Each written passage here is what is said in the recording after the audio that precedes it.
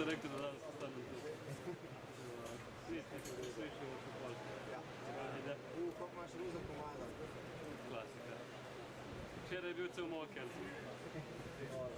Svi pa srečno.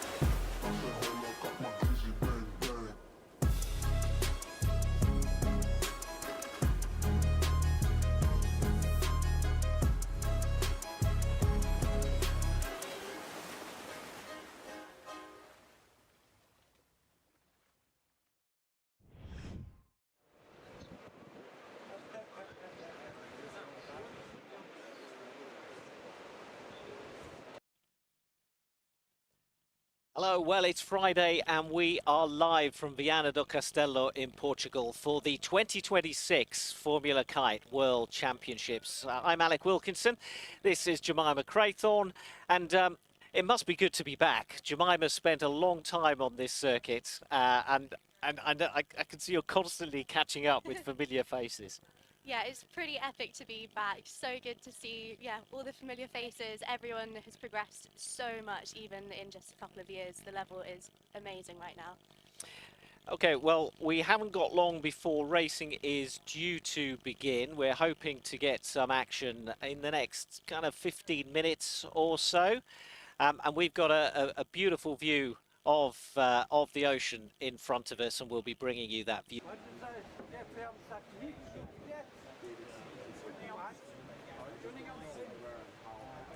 Still preparing, so we've still got some time before that first race, which will be the women's race. So let's take a look at the course, and Jemima, you can talk us through it because it's a fairly standard upwind downwind course.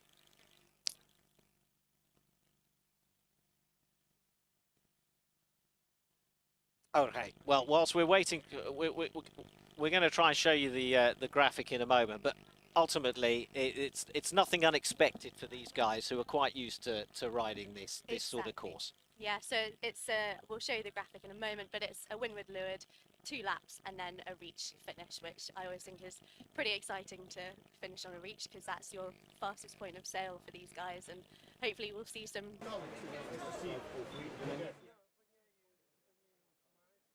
The harbour entrance. There's a big port here. They produce a lot of offshore kind of what do they call them? Windmills. And there are lots of ships coming in and out. So the beauty of this course is that we can actually watch the action from the beach because it's about a mile out, and that is definitely close enough to see the kites. So it's day 5 of 6. It's the last chance we're going to see all these riders together, and it's a crucial day because they're all trying to make the cut. They're trying to make the top 10 to get through to the medal series. So conditions will be 5 days or 4 days. We have seen every season that there is. You know, some deep winter. It's been cold and choppy, and but they seem to enjoy it. Yeah, absolutely. You can kind of throw anything at these guys and they will really make the most of it. I think we've even seen all seasons today alone. It was raining a little bit earlier, but the clouds have moved now, and yeah, we're on for a good one today. It's about 12 to 18 knots out there at the minute, so lighter than yesterday, and yeah, should be pretty good conditions. It was raining on our commentary position, and we've seen some great Portuguese ingenuity because there's actually a sail above our heads to stop any potential future rain coming in. So at the moment we're all dry, we're all well, and actually, as we can see from that shot, it looks like the blue skies are beginning to appear. So and the sea is probably as flat as we've seen it since we got here a week ago. So conditions looking good.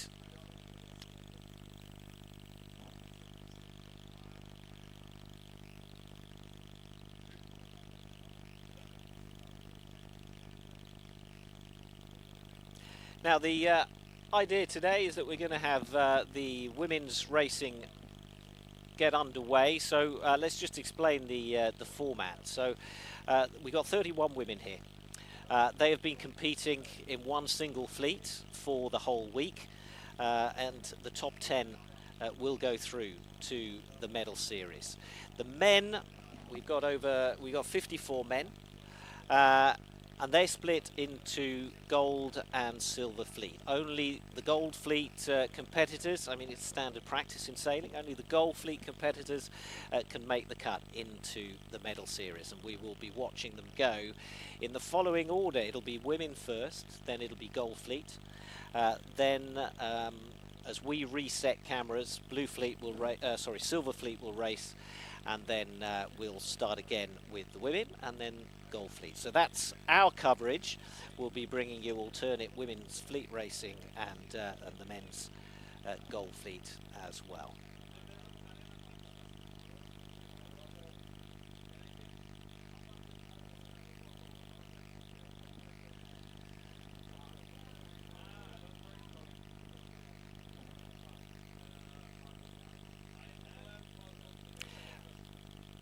Now, just off to the left of that shot that you're seeing, we have a big white marquee or tent that contains, it's where the riders are keeping all their gear. Then they bring it out onto the beach and start setting things up. Talk us through that setting up procedure, because you were caddy for Ellie Aldrich, the Olympic gold medalist in Paris. So you were, you were right at the centre of those preparations. So what goes on? Absolutely. So I guess the main thing that riders will be doing at the minute is just looking at the wind, because they have to decide what kite they're going to go on, what kite size. So they have the choice of 3 different sizes, and for the women the maximum size is a 15 square metre, and for the men that's a 21. And that's kind of the main decision. If you're racing a bit offshore, you want to make sure you're on the right kite size, because it's a very risky move to come in after a race and try and get a kite change in between races. So that's the main thing that will probably be going on in these riders' minds right now. And if they've got a caddy, they might be able to set up a kite to help speed that process up in between racing. But as we saw yesterday, it can still get pretty hectic on the beach when everyone wants to change a kite at the same time. But today should be pretty steady wind, and yeah, we'll see what the advantage is if they go bigger, big kites or slightly smaller. Our social media team are out on the water providing you with all the regular updates as well if you want to supplement the live coverage. And we've got trackers on all the riders as well, and you can follow the tracking from the IKA website, so you can watch the racing live on the tracker if you prefer. We're obviously live on YouTube, and you can follow us as well on Instagram. And Lena, our social media guru, is out on the water, and she'll be bringing you updates from the race boats.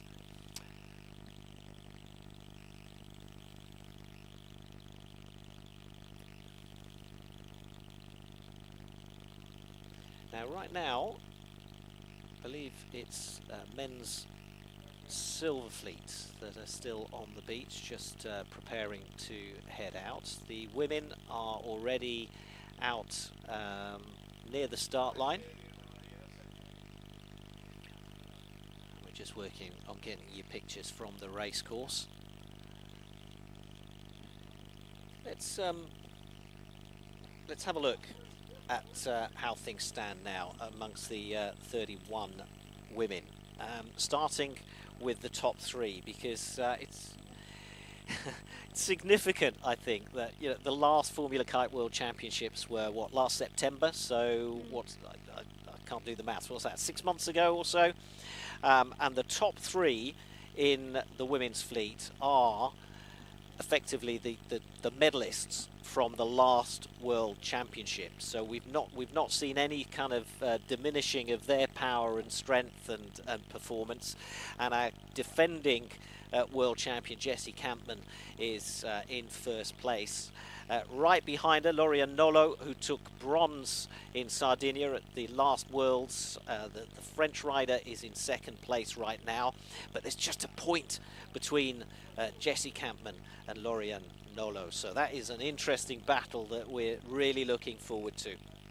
It's a bit of a drop back, though, to third place, isn't it?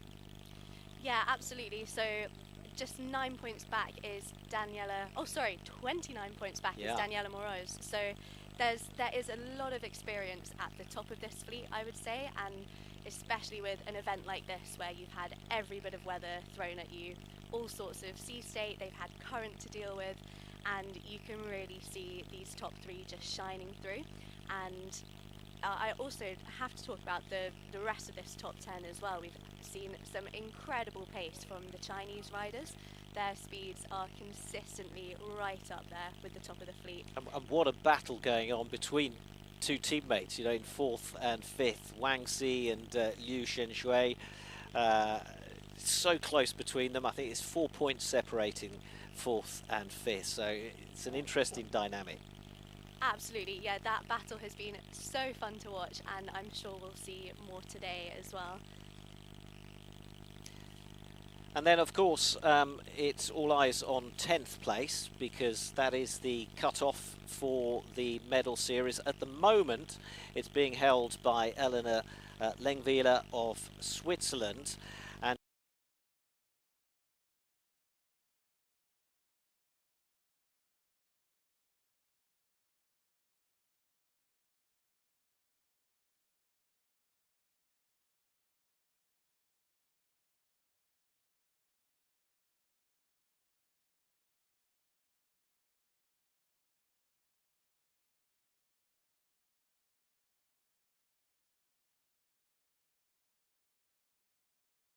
to be in that top 10, as you say, just an unfortunate day yesterday, but we'll see who can be the most consistent today and who can get that all-important 10th position. so we are now on with the trackers, so you can follow some of the racing that's going on. We're going to do our best with identifying those guys for you right now, and also we're just waiting to find out how long we are from the start of race 1 for the women's fleet.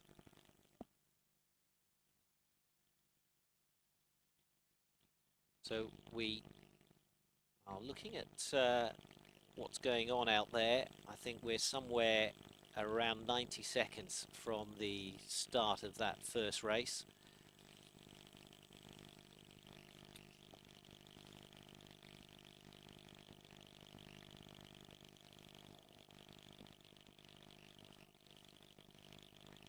Yeah, Jessie Campman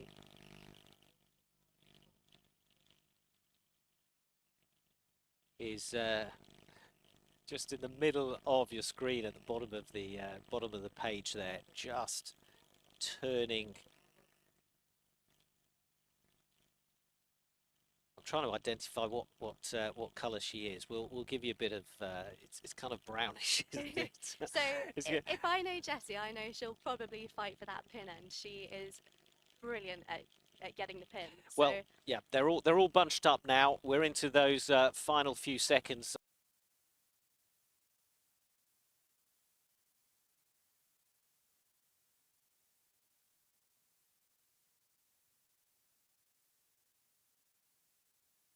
Of the day, and the women are about to get underway. They're approaching that start line that we should see come up just on the right hand side of the screen in a moment. So the numbers to look out for: Jessie Campman, bib number 21. We've got Nolo on number 5, and Morose is number 12, if we get close enough to have a look. And also the big battle for 10th place. Elena Lengvila is holding that position right now. Catalina Turienzo is sitting in 11th. So we are go. Race 1 of day 5, the last day of qualification for the medal series in the 2026 World Championships. And I will eat my words, because Lauriane Nolot got that pin beautifully. She is sending it out the bottom of your screen there, with Daniela Morose just above. Tacking just now is Lauriane Nolot, and she is crossing the pack very nicely there. We'll see how this turns out at the top of the course.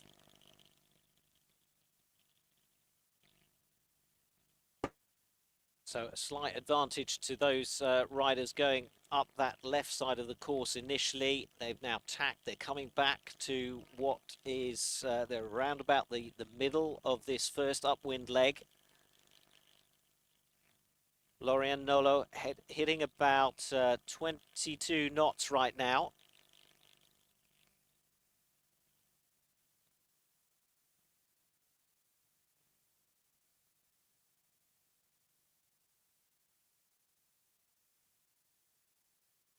Conditions yesterday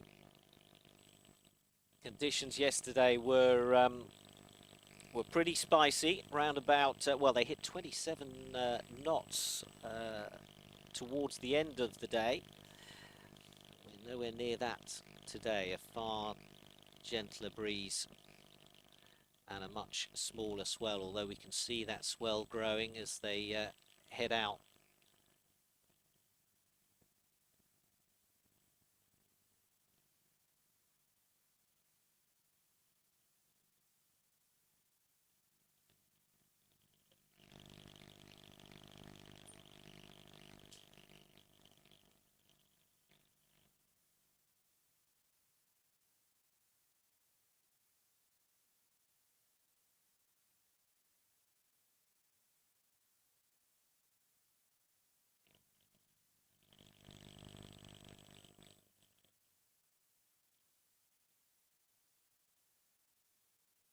We've got some of the riders that chose to go up that right-hand side of the course now, tacking and turning in. We have the cross as the fleet come together. Lauriane Nolot still out in front as she hits the ley line, and we'll see her tack in. But Gal Zuckerman of Israel also in a really good position. Yeah, Gal Zuckerman looking really strong on that blue kite. She has nailed it coming in from the right. And a tight pack right behind her. We'll see if she can get this ley line just right. And she will be away if she is. Coming in hot just above her is Lorianne Nolo, riding a bit lower and with some good pace. 24 knots, that is impressive. And here they go around the windward, so that's Gal Zuckerman. She made it around that windward mark into the downwind, but a beautiful rounding from Lorianne Nolo. She's just got in this on the inside there. We'll see how this plays out. So first downwind leg, and they are side by side.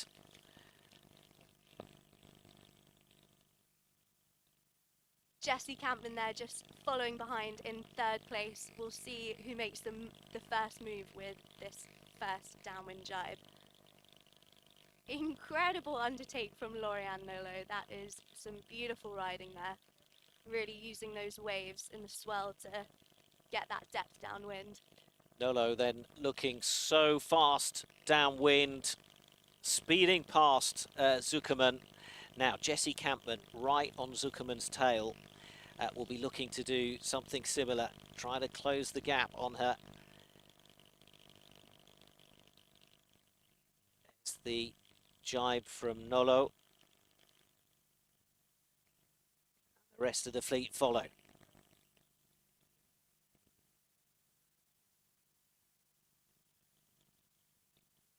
Looks like Zuckerman decided to continue further along that side. We can't see her here, but she has jibed. She is still in the hunt just off to the left-hand side of the screen. But Nolo is growing her lead, I think, here. Yeah, absolutely.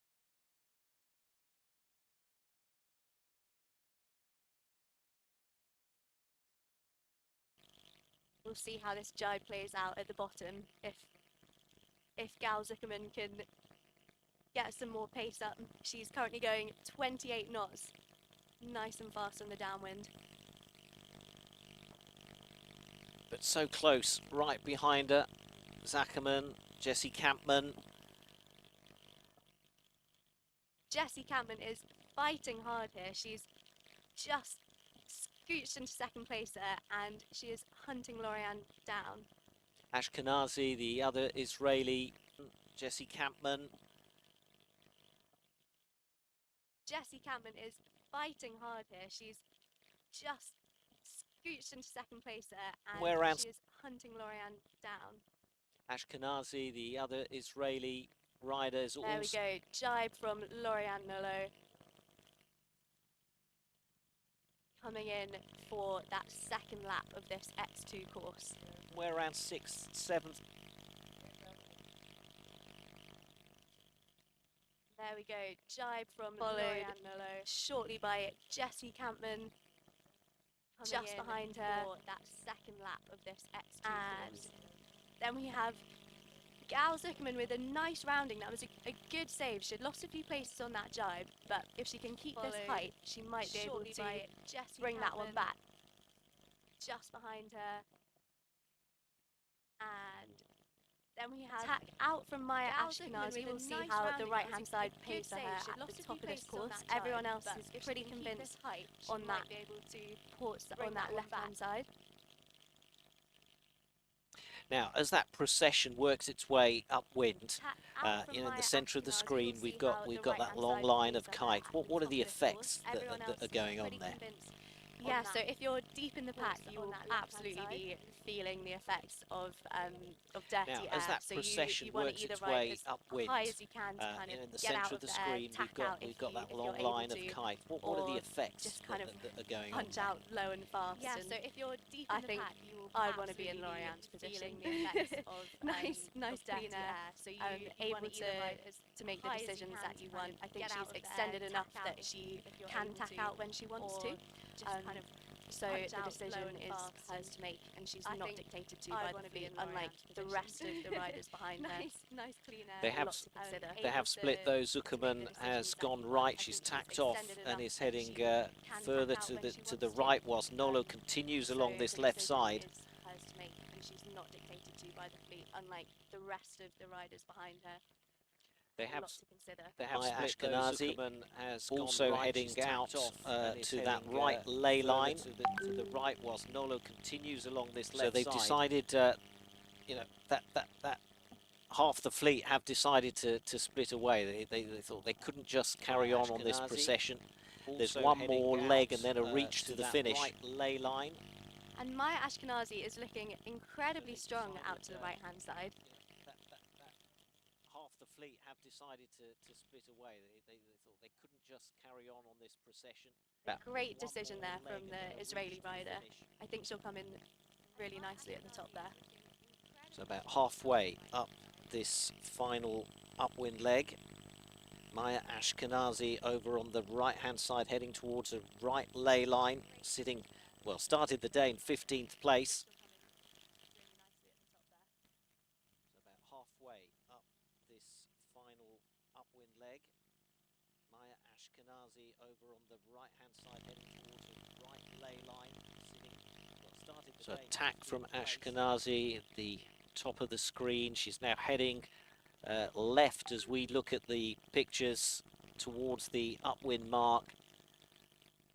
Nolo coming in from the left-hand side of the screen, and in the next few seconds we're going to see them cross. There, so Nolo is the yellow rider on the left of the screen, heading up towards that top mark. Ashkenazi in pink, and it looks like Nolo will have the advantage. Looks like Jessie Campman has just had to duck her there and will throw an attack just above her, whereas Lauriane Nolo is making the cross and will maintain that lead. So Nolo has done it. She has tacked on that lay line, is heading towards the top mark for the final time. Ashkenazi right behind her. Wan Li is also in the mix. Jessie Campman as well. Those are our top four. Our local fans will be following their rider, Pires de Lima, who is just tacking now in that purple line, heading towards that top mark. Incredible downwind from Lauriane, again extending that lead. Now points are incredibly close between her and Jessie at the minute, so every place counts.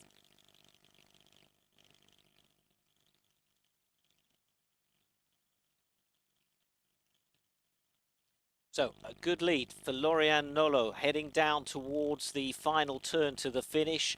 Then we've got Maya Ashkenazi in second place, Jessie Campman in third, and Wan Li of China in fourth. Mafalda Pires de Lima is the fifth rider.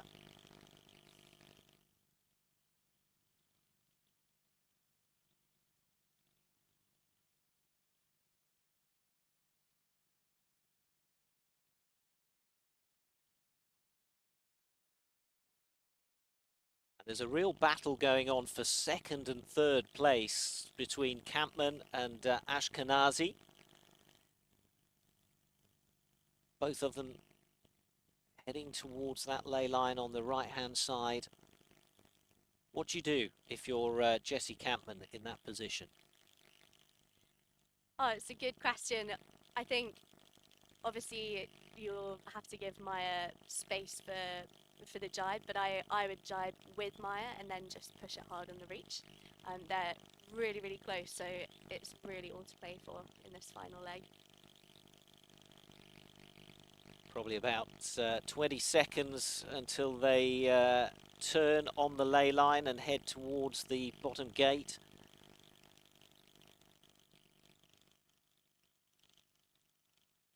Ashkenazi, the pink rider, and just above her, Jessie Campman with the grey tail on the tracker that you can see. Wan Li now hits that lay line in fourth place. So they turn,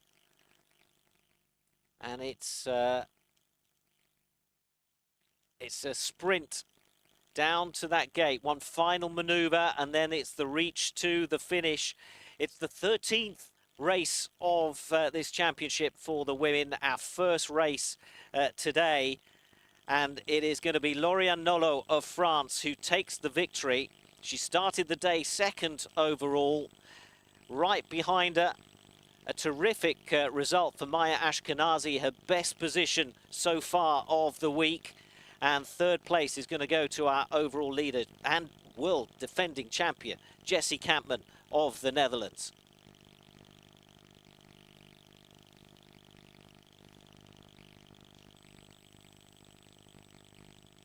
Wan Li now approaching the finish line. She's going to take fourth place. Lisa Caval of France comes in now to finish her race. Cheer from the beach as Mafalda Pires de Lima of Portugal comes in and crosses the line. It's going to be sixth for her. Zhao Meijing seventh. Her teammate Chen Shui eighth. And Gal Zuckerman in the end, who led for a small part of the race, finishes ninth, and it's going to be Great Britain's Lily Young in 10. Obviously all those results need confirmation, but that's how we have seen them cross the line here in Viana do Castelo. And so there we go, a terrific first race for the women's fleet. We will pause for a moment and reset, ready for men's golf fleet, race 1 of day 5.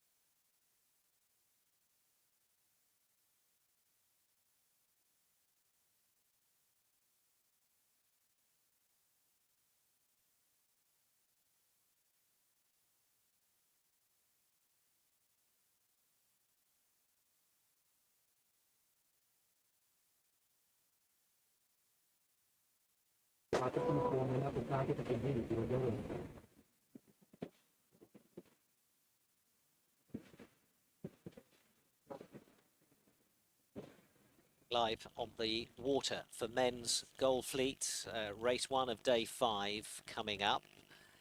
Just waiting for confirmation of timings and how long before they get underway. Opportunity to run through some of the runners and riders. I mean, dominating this fleet all week has been Max Mader of Singapore, who I believe has won every single one of the races. Every single race, apart from one, has gone to Max Mader, which is a fantastic performance. Jan Strajoti sits in second place, a full 17 points behind the Singaporean.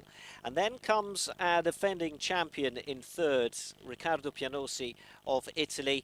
It's just a point between second and third, so that is a much closer battle. Then it's a full 11 points back to Bruno Lobo of Brazil in fourth place. Lobo has had a terrific performance, and we are now underway with Golf Fleet. And a good start by Wojtek Koska.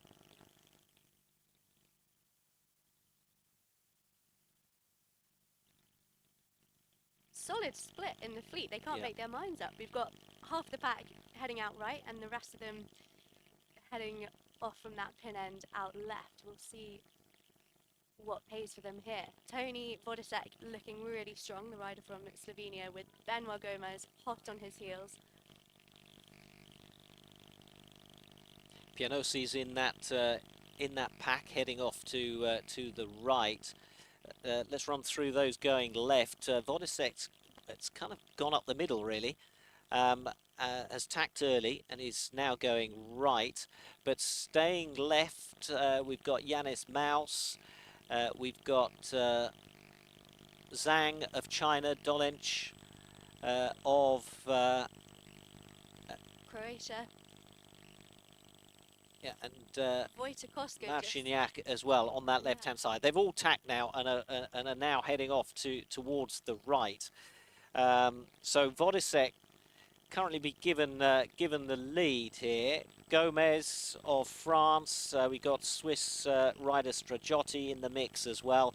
Very early days though. They're all packed really closely together here.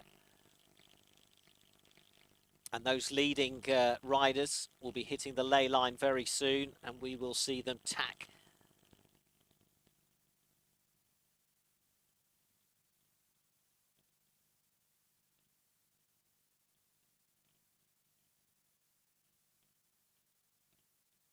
Valentin Bontus in the leading pack as well, still heading out towards the right. The leaders have now tacked, heading back in towards the top mark. France's Benoit Gomez looking pretty strong in the front there, but it is busy. He's actually had to just tack back.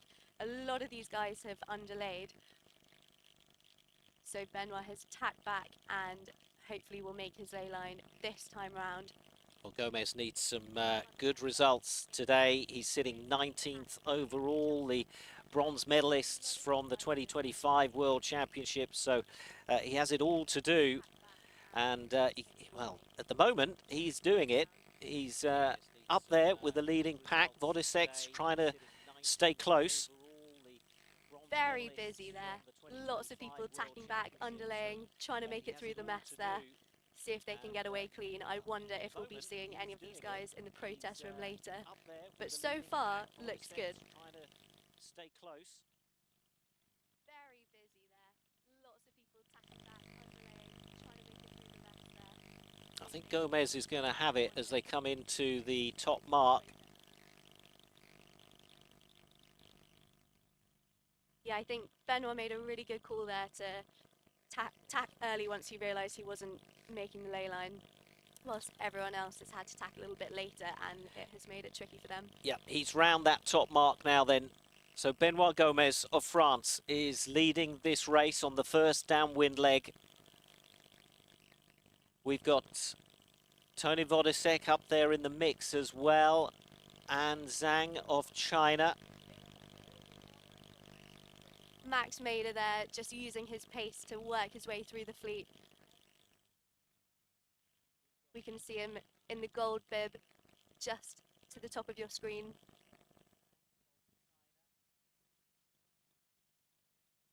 So close, and just keeping their opponents, keeping them close, keeping them in sight.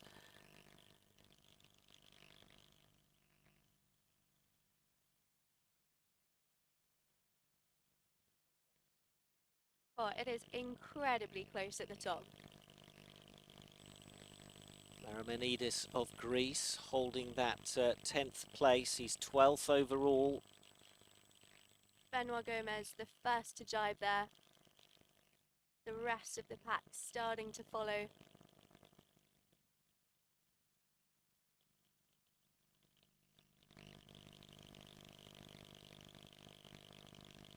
And after really difficult conditions, stormy conditions all week, we've got a great day out there. They must be enjoying that. Absolutely, yeah, I think they'll be very grateful for the conditions out there today. Not that it ever feels easy, but I reckon it'll feel a little bit easier compared to yesterday for sure. Still a bit of swell out there, and I know the riders are struggling with the current a bit, so it makes downwinds like these extra spicy sometimes, where you're feeling a little less lift in your foil, but as we can see, they are still pushing incredibly hard, and yeah, looking strong there. Koska of the Czech Republic sits 11th, just a few points, 3 points behind Martin Dolench of Croatia. Remember, it's the top 10 that go through at the end of the day. Cameron Maramanidis of Greece sits 12th, and that's why it is vital to keep an eye on what's happening sort of mid-fleet as well. But right now, all those contenders are doing well. They're in with the leading pack. So much of this race still to go. Absolutely. As Tony Vodisek has taken the lead on this downwind leg. He's just got round. Look, you can see them now heading up towards the right of the screen. Those are our leading pair of Gomez and Vodisek. With Valentin Bontus in that third position just behind them with an incredible rounding. He's got some really good height there and can tack when he likes. So at the halfway stage of this first race for Goldfleet, it is Vodisek and Gomez leading the pack upwind. Jan Stragiotti, currently in second place overall, is a little bit further behind, and you can see him really fighting. He's currently in 7th position at the minute. He's tacked out early, heading to the right-hand side, seeing if he can get some places back. Valentin Bontus in the mix as well, the Austrian. Max Mader, he's just trying to work out where he is in relation to Max, who we can see Mader there with the gold bib in the middle of the shot. And Bontus is 2 in front.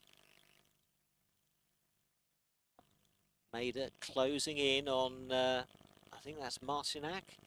Yeah. Yeah, they're having a great battle there. And we can see Benoit Gomez and Tony Vodisek matching each other's tacks and sticking together like two magnets there, fighting for that top spot.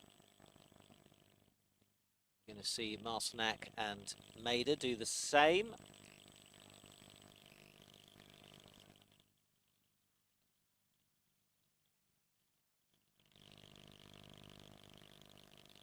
I think it just goes to show how strong this fleet is. The fact that we've got Benoit currently in 19th overall, Tony in 15th, yet these two are leading this pack beautifully. Every rider has the right to be at the top there in this fleet. They all have the speed, all have the pace, and they are fantastic racers. So we're in for a good day here. About halfway up this third leg of the race now.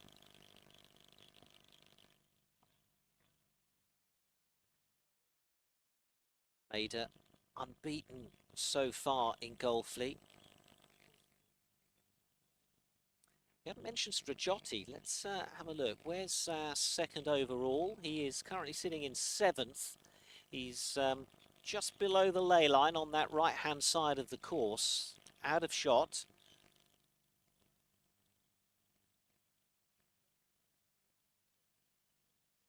So Jan is leading the pack on the right-hand side, and we'll see if he's made that ley line. I think it does seem to be quite difficult to make these ley line calls with the swell.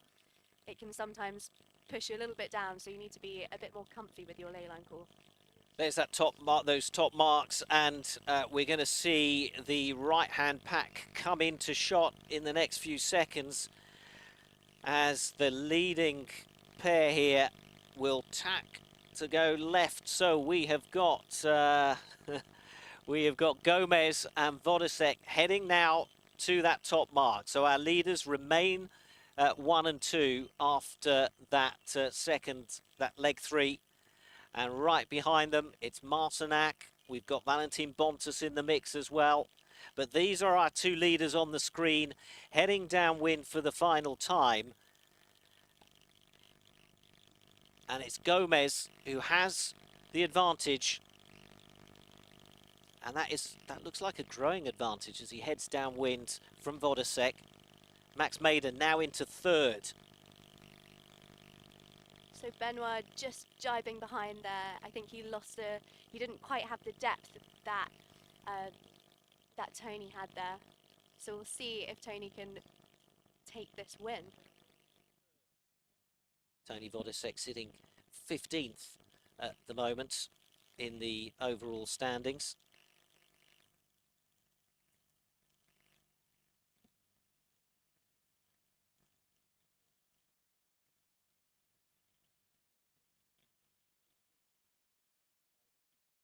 Max Mader and Valentin Bontus also jibing, currently fighting for that third position.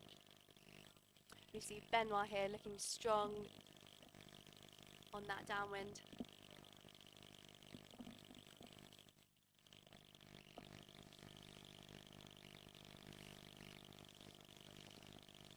Tony Vodisek with a little more depth though, which I think is paying for him nicely.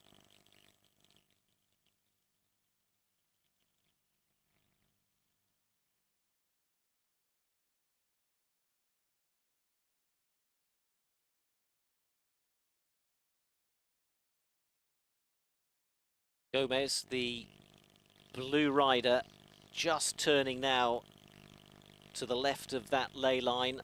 Below him, Tony Vodisek continuing his route before he also manoeuvres down towards that bottom gate. So Vodisek stays in the lead.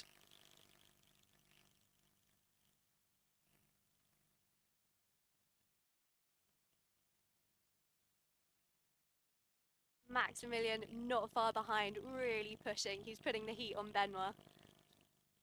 All down to this final reach. Benoit down to that bottom gate. Then it's a turn to the... on that final reach. There we go. So it's Vodisek out in front. Vodisek of Slovenia ahead of Benoit Gomez of France. And then comes Max Mader. Look how close it is. It's the fight for second, and Max just has it. He overtakes on the reach, and in those last few meters, it's second place for Max Mader of Singapore, ahead of Benoit Gomez of France. Fourth place is going to go to the Olympic bronze medalist Valentin Bontus of Austria.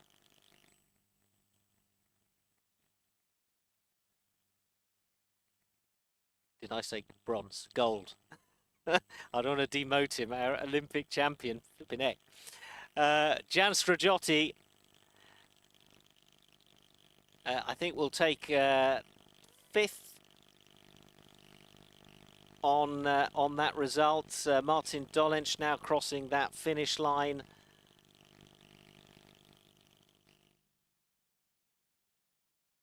So we have to wait for confirmation, because the tracker's giving Max the win, but we saw Vodisek cross that finish line out in front.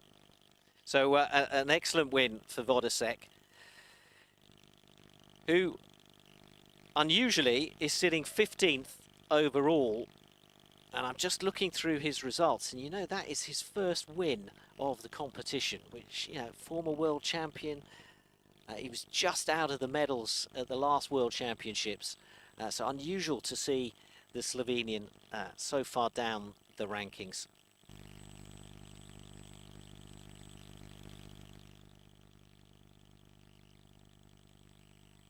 So really close races, both in the women's and the men's. That sets us up nicely for the rest of the day. We have 3 more Gold Fleet races scheduled, and 3 more for the women, and the women will be next on our live stream. And it's great to see it so close, as you mentioned earlier. You know, it's a sign of just how that depth of quality that is in these fleets. We're going to pause now. We'll be back with the second women's race of the day.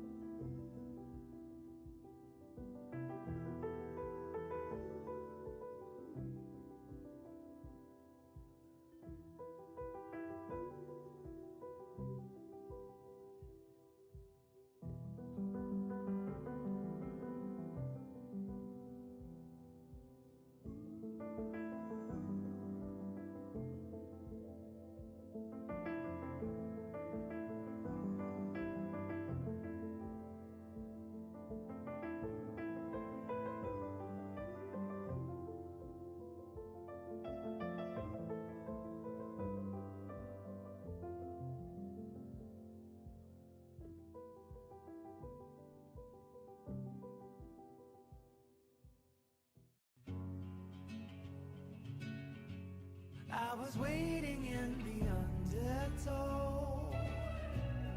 I was waiting in the undertow.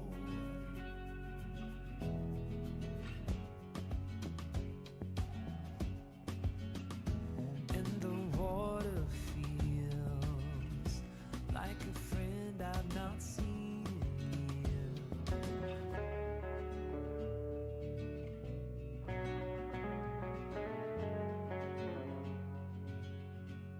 And I was waiting in the undertow, while I was waiting in the undertow, undertow.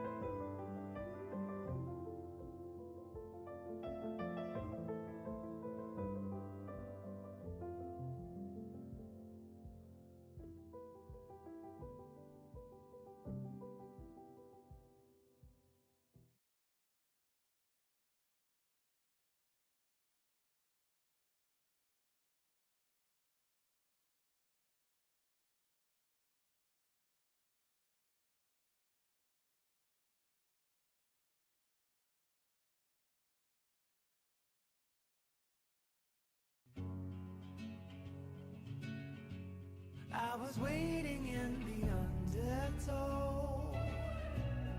I was waiting in the undertow.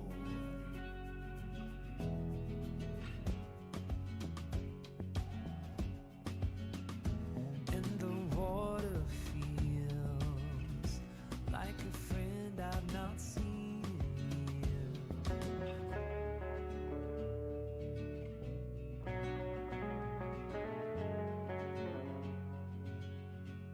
And And I was waiting in the undertow, while I was waiting in the undertow.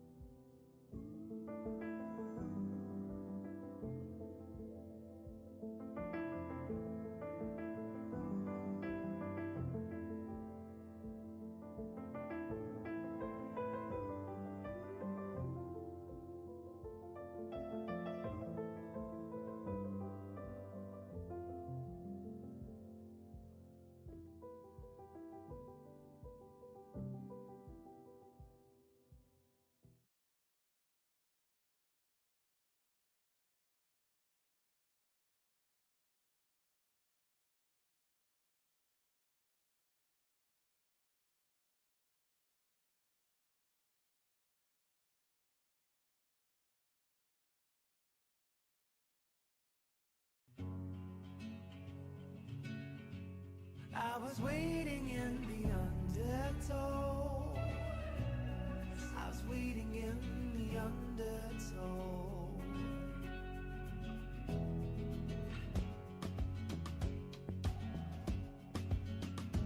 And the water feels like a friend I've not seen in years.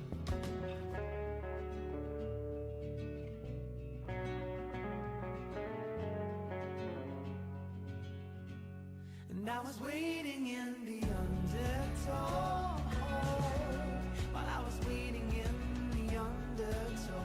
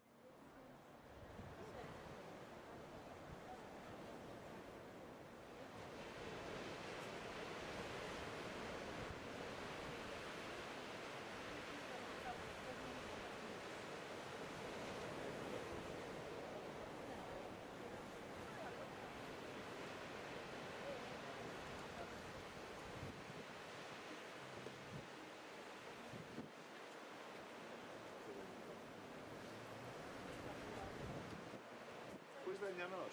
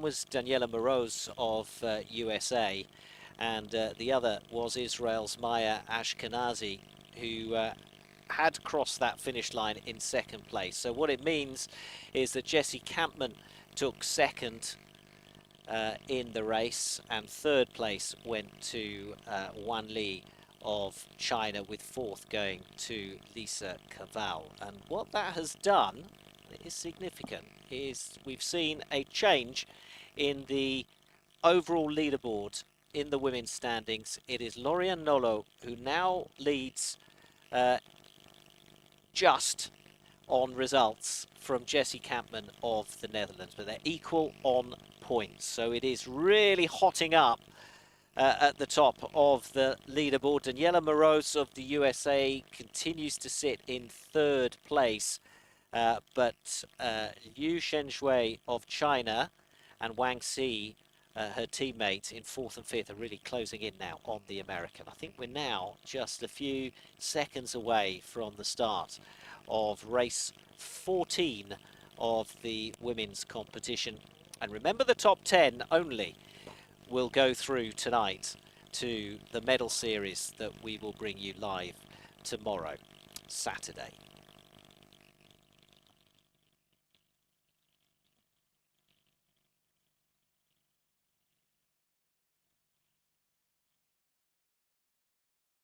So as they form up, ready to explode off that start line, we've got a slight split. The majority all going up to the top of the screen there. But interestingly enough, Jessie Campman choosing to go from the pin end of the line. And we're now live on the start line here in Portugal.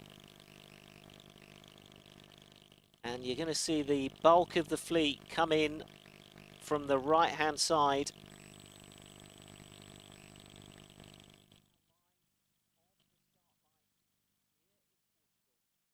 A solid pack of port starters there. We'll see how they come in, if they're able to make it across the top of the fleet or if they're going to have to dug.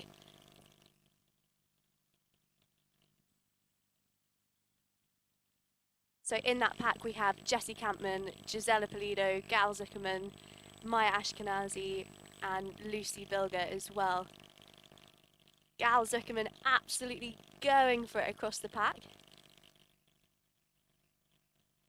The rest of them having to duck the fleet there. I mean, that is complicated manoeuvre to come in on that on that port tack right across the fleet, and Gal Zuckerman has come off pretty well on that cross. Incredible bravery from the Israeli rider, and we'll see if that pays off for her. She is currently in first position, leading out to the right with some nice clean air and looking like a good move for this race. Yeah, we saw Zuckerman lead for a fair bit of the first race of the day before dropping back. We'll see how she does here today in this race. Now, Lorian Nolo is actually going out to the left-hand side of the course. She's not in the pack we're looking at. She's going left.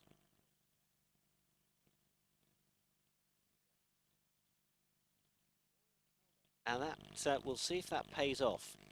So it's Gal Zuckerman, again, just out of screen, leading this pack.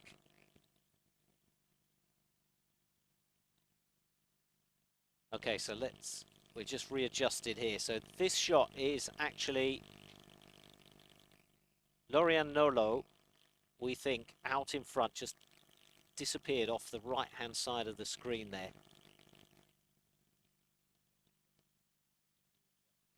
Lily Young in the mix as well. There we go. So the pack you're seeing at the centre of the screen right now that we're expanding on were the kites that we were just getting live pictures from. Daniela Moroz has now tacked, is following the Portuguese rider Pires de Lima. Lily Young also has done the same, but you can see Lorian Nolo going that much further up the left-hand side. She loves to commit to that left-hand side, coming in right at the mark at the top with a quick tack, and we'll see if she makes it in front of the rest of the fleet this time. But it is going to be busy at the top there. We can see her at the top of our screen.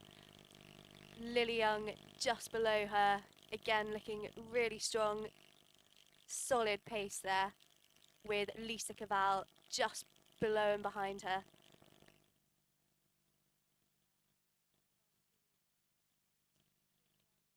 Well, it looks like a big gamble from Nolo, just staying so far out on that left-hand side. Zuckerman on that right lay line that we can't see right now, but Zuckerman tacked some time ago and is heading in towards that top mark and is going to make it there before the rest of the pack arrive, I think.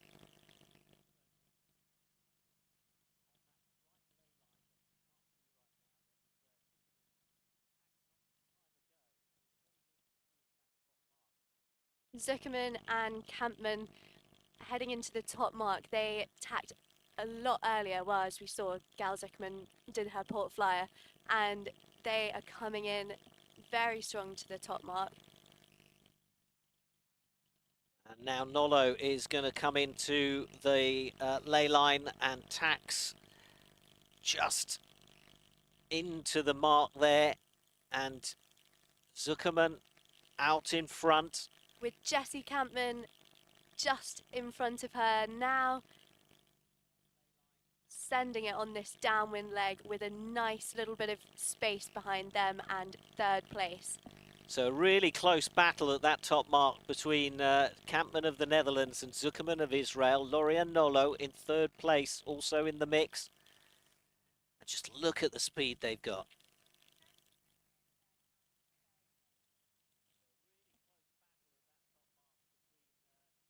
These top three riders in this race, similar to the race before, they are being consistent today, and Jessie Campman and Gal Zuckerman showing us that the port start was the play for this particular race.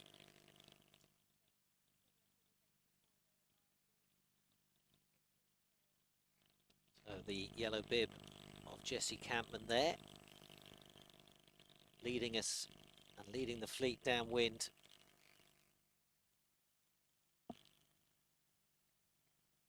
Lisa Cavall still in the mix. 21-year-old from France, sitting 6th overall. In a good position for making it into the medal race. And if you're new to this, then I can explain that the top two at the end of today, so first and second overall, will go straight into the final and will have a bullet to their name. 2 wins in a final gets you the victory. Strong lead from Jessie Campman there. Has really extended. I think she was in a good patch of breeze there. Nice shift downwind for her. Jibing for that leeward mark right now. And we've got Lorianne Nolot and Gal Zuckerman fighting for second place behind her, but she has extended. That is a beautiful lead. Lorianne Nolot just undertaking Gal Zuckerman to the right-hand side of our frame there. But Jessie already doing her rounding for that second upwind. And look how close it is for second place as Nolot and Zuckerman come into this bottom mark. Maya Ashkenazi in fourth at the moment, just behind.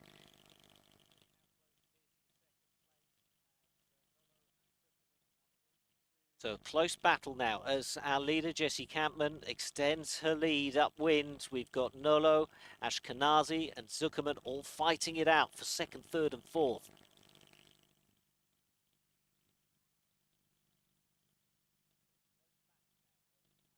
Jessie Campman doing a healthy 20 knots upwind there, really strong speeds upwind. And we can see the swell is big out there, making another extra element for these riders to contend with, and they are working with it well. It does make the upwind technique that little bit harder. I always think it's quite fun for the downwind. You can definitely make some gains if you use the swell well.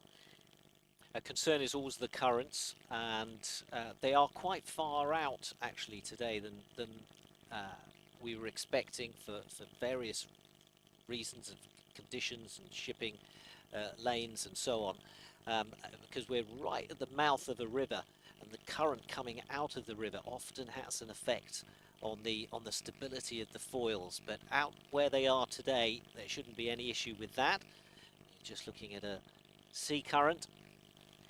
So we can see Gal Zuckerman at the bottom of our screen. She tacked the earliest out of our leading pack. Heading out to that right-hand side, Jessie Campman and Lorianne Nolot have also tacked at the top of our screen there.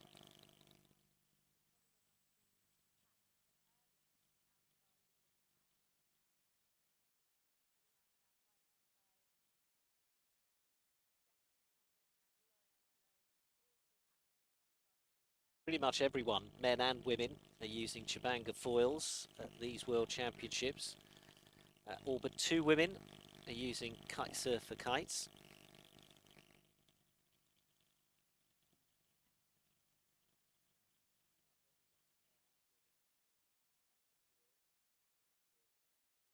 Brianna Whitehead there just putting the pressure on Gal Zuckerman. This is going to be an interesting battle for these guys when it comes to attacking. Whoa, super close. She's just putting the hammer down there. Beautiful stuff from Brianna. Incredibly strong from the Australian rider. Brianna's had an impressive week. Plenty of top 5 finishes. Really consistent, even in difficult conditions. Had a bit of a dicey start in some really spicy conditions on day 1, but she's recovered from that. Sits 7th overall. We can see Maya Ashkenazi and Eleanor Lengweiler looking good there, coming in on starboard. Lorianne Nolot had to tack just below them, but she's still out in front with Jessie Campman just keeping that lead of hers. Lorianne will have to push really hard on this next downwind. Lengweiler looking to come back from a 16th place in the previous race that saw her tumble down the leaderboard and out of the top 10. So she's looking to come back as they round this mark for the final time. Downwind they go. Barring disaster, this race belongs to Jessie Campman, but it certainly hasn't been decided behind her for second, third, fourth, fifth place. You can see just how close this pack is. Got Nolot and Lengweiler and Ashkenazi of Israel in the mix. Lisa Caval still there.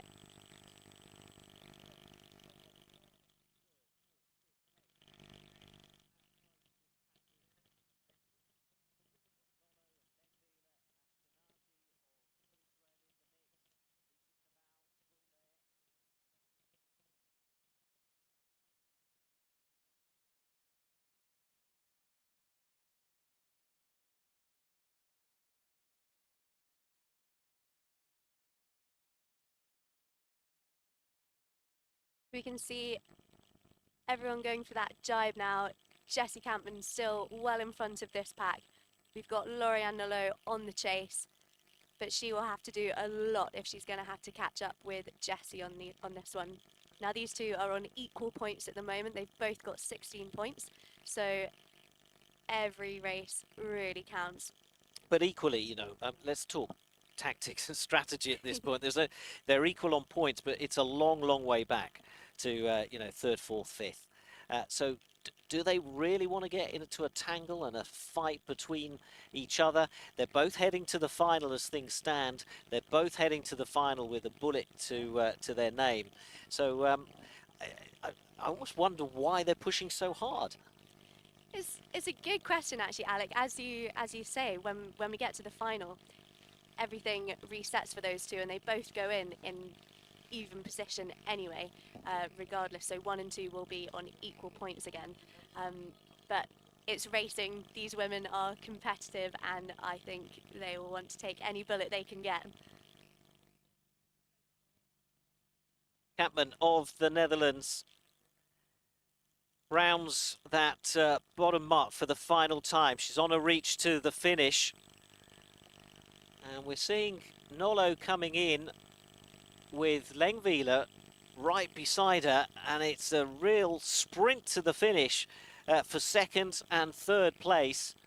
At the moment, it's Nolot just in front.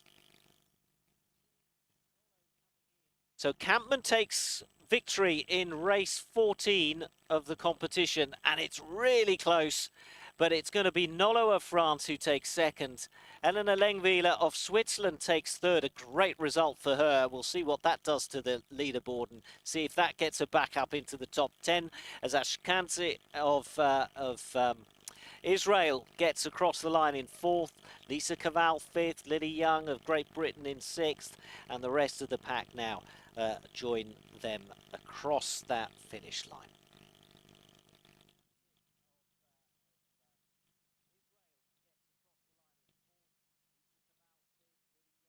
So once again, another dominant performance by our two leading riders, Jessie Campman and Lauriane Nolot.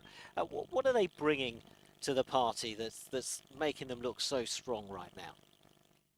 Oh, it's a great question. I think the main thing they bring is experience. They have done many competitions in all sorts of weather, and I think that just really shows here. And I think they know how to lead. I think that's an important thing as well, and not just lead, but lead well, extending any gaps they have. And yeah, they are fast. They have pace.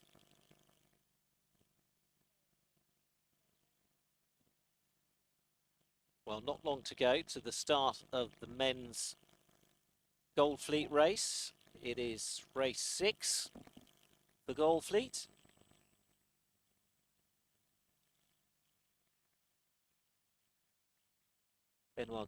Tony Vodisek, I should say, of Slovenia, took the victory in the earlier race of the day.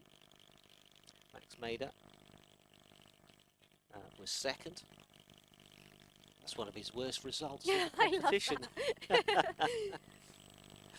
And Tony Vodisek was our victor, with Benoit Gomez of France in third. So let's see how they line up for this one. We are away with gold race number 6. Yannis Mouse winning the pin there. Interestingly, the men have followed the women with a strong pack heading off on port there. It worked for Jessie in the race before. We'll see if it works for these guys.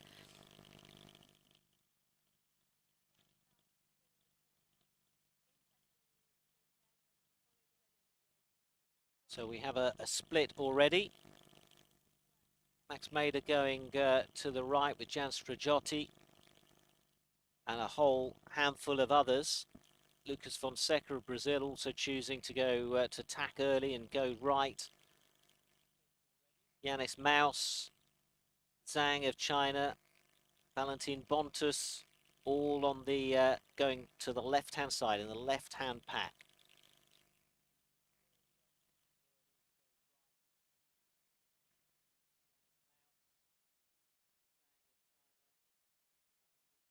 Now it's a tough ley line call at the top because with the swell you have to be a bit more generous with where you tack because you can easily just get shifted a little bit too far down, and we saw that in the race before. A lot of the men were having to double tack and it was making it very busy at the top mark there. So yeah, that ley line call, you can win or lose your race just in that one decision. So we'll see how it works out for these guys. Definitely tougher when you're coming from port and you have a long way off to be able to see that mark.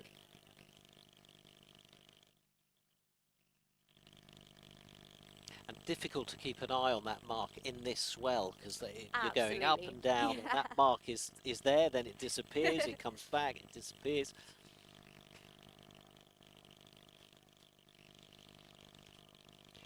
So the pack on the right-hand side have now hit that ley line, and the leaders have tacked heading into that top mark. Let's just try and run through who they are. Jan Stragiotti is in the mix on that right-hand side with the yellow tail on the tracker. We've got Jan Masinak and Wu of China just coming in now. He was an early tacker from the group that was on the left-hand side of the course.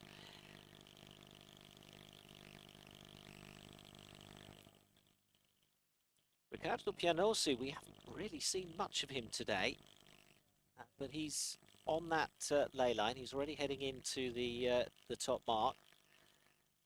Ending champion. You can see how big the swell is out there with the riders just coming in and out of shot there. We can see Maximilian Mader in the yellow bib with Jan Stragiotti just in front, looking strong for this first windward mark of this race. And here come the remaining pack from the right-hand side, trying to squeeze in on the inside track. Ooh. And so close between those two riders. Valentin Bontus and Jan Stragiotti really battling there with the rest of the fleet hot behind. Max Mader just squeaking through as well. So our leaders are Jan Stragiotti just out in front. Max Mader's there as well. Valentin Bontus is currently side by side with Max Mader as the leaders head downwind with De Yaham also in the pack. Neck and neck for these guys. Jan Stragiotti looking strong on the inside there. He had a really good rounding coming in from the right hand side there. The others had to squeak in a little bit, so they're a little bit higher up. We've got Valentin Bontus jibing now. Oh, and he's just dropped his jibe.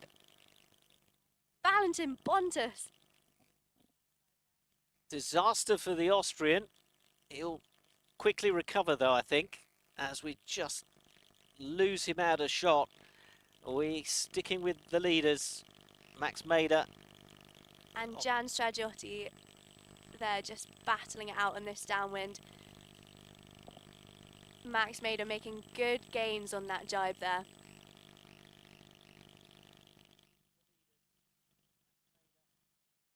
Great battle for first between these two riders. They are training partners. They have done many, many races together. So yep. You wonder if they can anticipate each other's next move or if there'll be any surprises for them in this race. So Max Mader, the world silver medalist last year, looking to go one better this time round. Right on his tail, Jan Stragiotti, the 18-year-old, 3 youth world titles to his name. But Mader has grown his lead slightly on that downwind leg. It was slightly faster. Stragiotti chases, but they're round that bottom mark clear, and Valentin Bontus still in the mix. No, it's Yannis Maus, sorry, in third. We need to try and work out where what's happened to Bontus actually. Has he recovered or not? He's right at the back of the fleet now. So a big mistake from him. But these are our leading 3 riders. Max Mader, Jan Stragiotti of Switzerland, Valentin Bontus of Austria in third. but they are by no means clear of the chasing pack as Bontus tacks once again, because right behind them is Yanis Mouse and Nelda Yaham.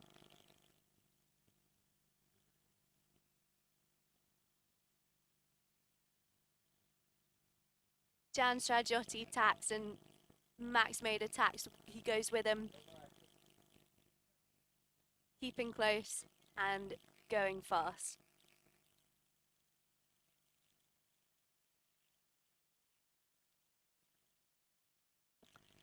Now, interestingly, Benoit Gomez, who did so well in the earlier race today, is sort of leading them out towards that right-hand lay line.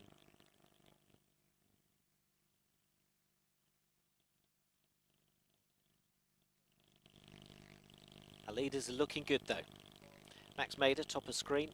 Jan Stragiotti of Switzerland just below. Now, this angle can be deceiving, but it does look like Stragiotti has reeled in the Singaporean.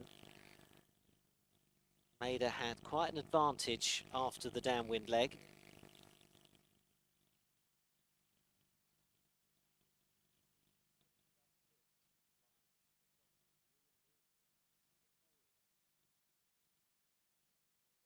Jan Stragiotti riding at a little bit of a lower angle with some good speed, but Maximilian just maintaining that height on him, maintaining that lead.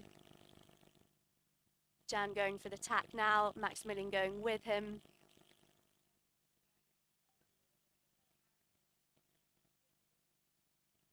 Yep, so the early attack from Stragiotti. He tucks in behind Mader. Yanis Mouse of Germany, currently sitting third now.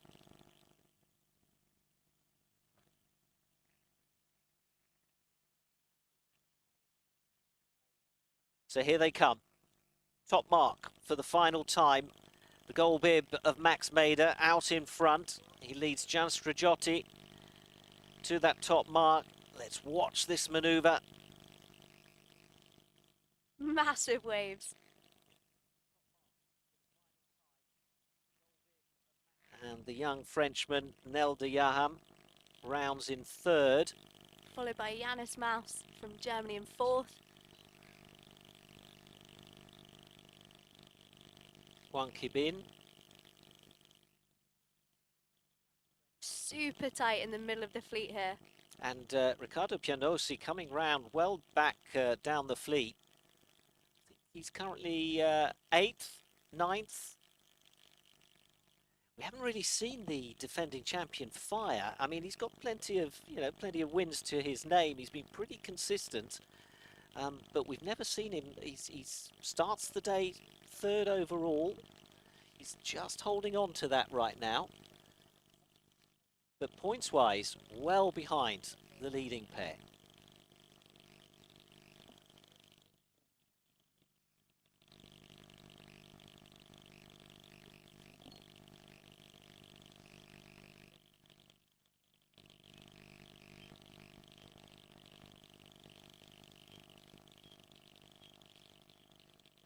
So we can see Maximilian Mader still out in front with a solid lead. Jan Stragiotti still in the chase, and a really impressive race so far from the French rider Nelda Yaham.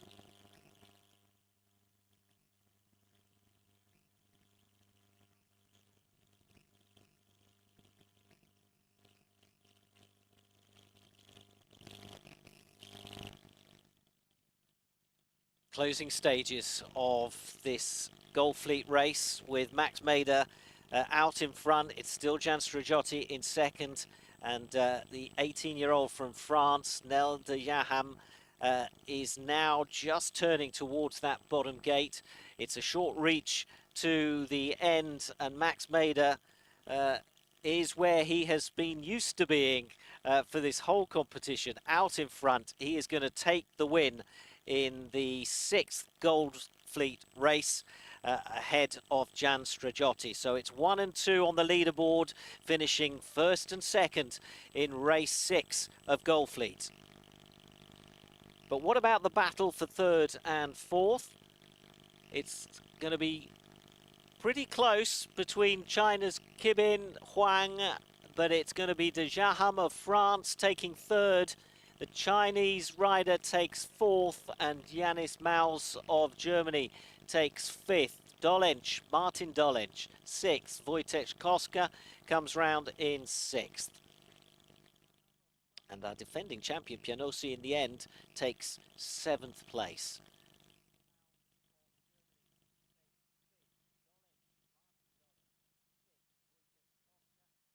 Tracker's giving him eighth.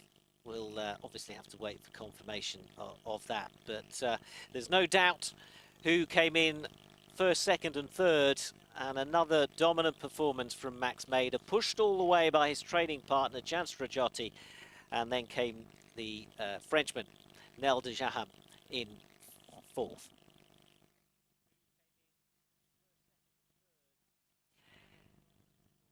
So that's 4 races, 2 women's, 2 men's races completed for the day. We are at the halfway stage of our live coverage of this 2026 Formula Kite World Championship. We'll take a break and we'll be back with more action from the women's fleet in a few minutes' time.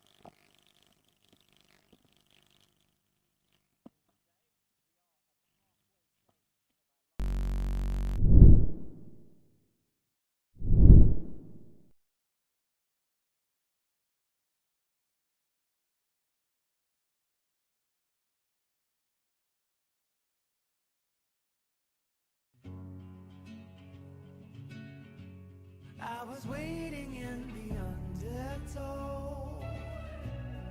I was waiting in the undertow.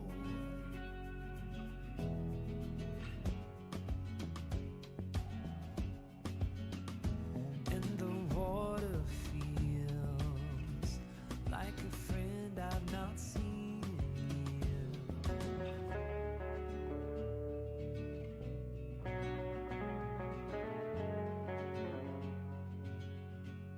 And I was waiting in the undertow, while I was waiting in the undertow.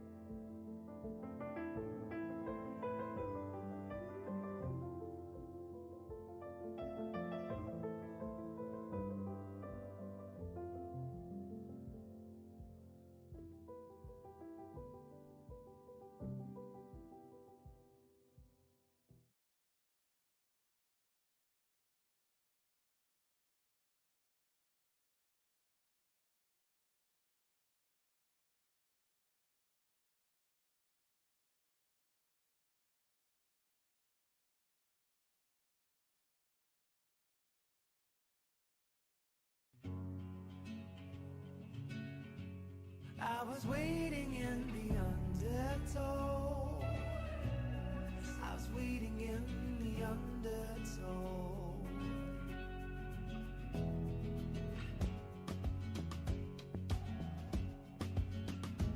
And the water feels like a friend I've not seen in years.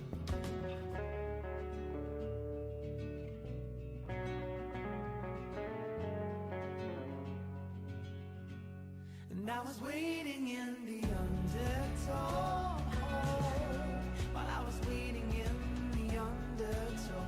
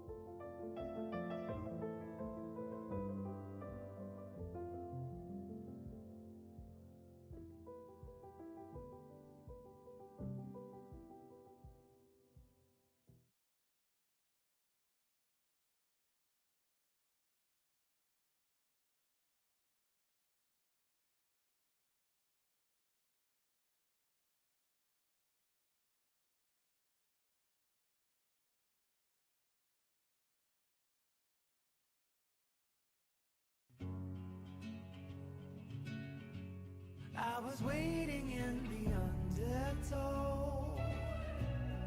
I was waiting in the undertow.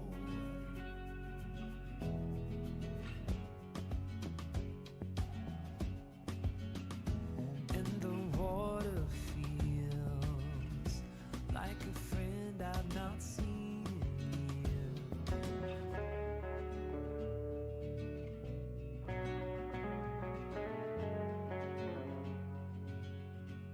And I was waiting in the undertow, while I was waiting in the undertow.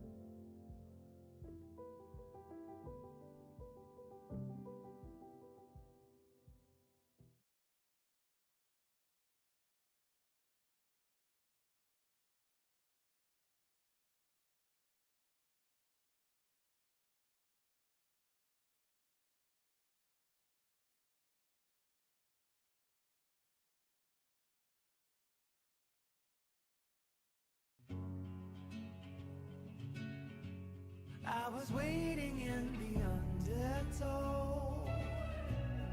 I was waiting in the undertow.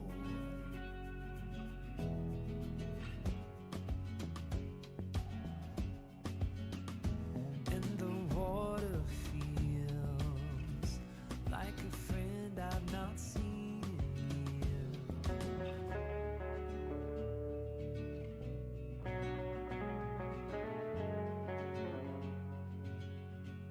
And I was waiting in the undertow,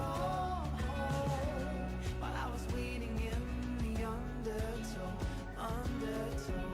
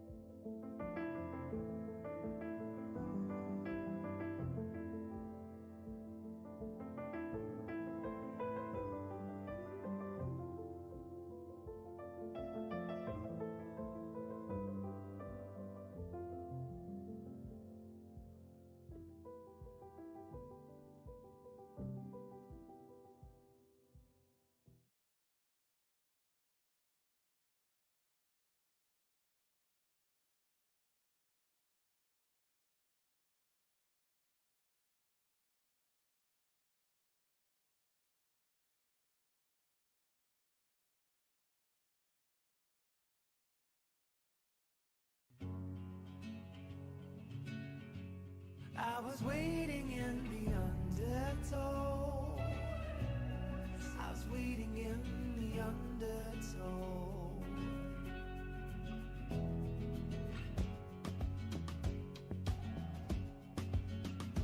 And the water feels like a friend I've not seen in years.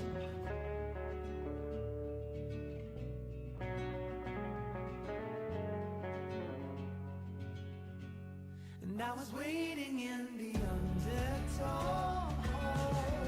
while I was waiting in the undertow, undertow.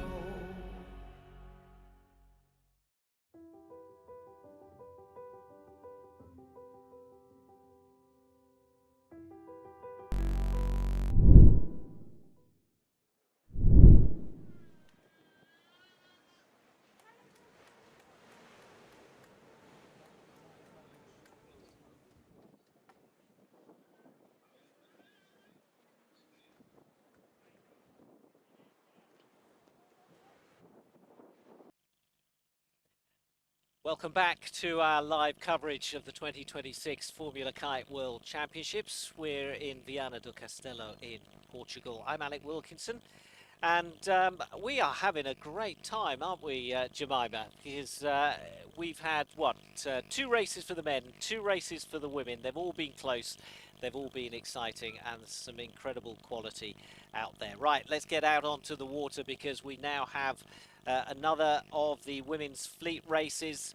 They are under starters' orders, and they are now heading towards that start line. We are just seconds away from the start of this 15th race of the championships for the women.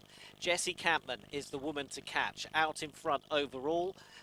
Lorian Nolo second overall. Let's just watch them across this start line. Let's see who's chosen to go where. We have... So we have Britain's here. Lily Young and Lorian Nolo, who have just fired it off the pin there. We had a big pack of port starters, but they had to duck the fleet. Again, a bit of a divided fleet, but we'll see how it goes for these guys. Gisela Pulido from Spain leading the pack on port. And obviously 10th place is all important because at the end of the day it's the top 10 that go through to the medal race, and Lily Young has moved up into that 11th spot just behind Elena Lengwieler of Switzerland. They're actually very close, just 2 points separating them. So we've had some movement there, some dropping out, some moving into the top 10. We'll keep an eye on how they get on. But right now, Lily Young out in front on that left-hand side of the course.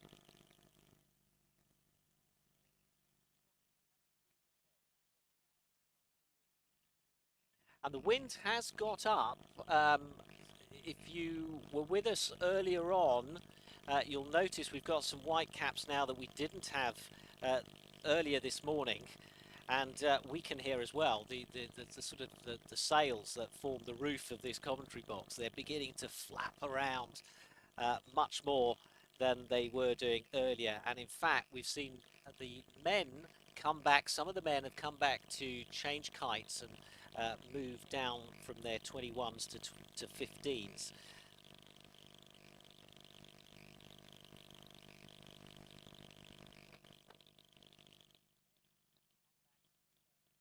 So the very early stages of this 15th race in the women's. Still plenty to race for. We can see Catalina Torienzo from Argentina at the top of our screen there, with a good battle between Britain's Lily Young and Jessie Campman just below.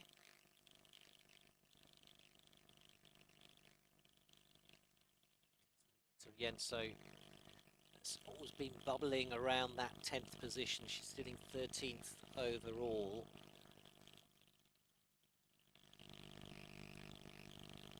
Needing some good results to get her back up into the top 10 and into the medal series. Campman looking incredibly strong here, really fast. She has just flown over the top of that pack. She did, she's come out of nowhere actually.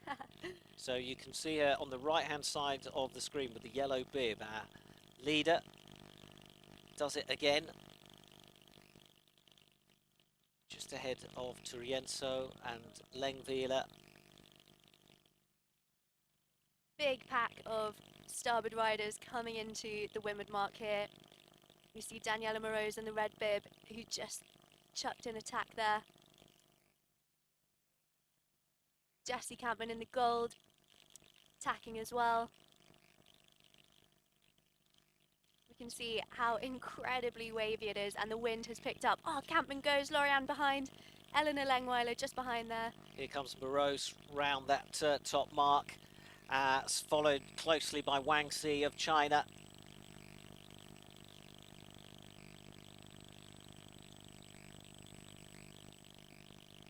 Brianna Whitehead of Australia was also in that leading pack. Ashkenazi of Israel as well.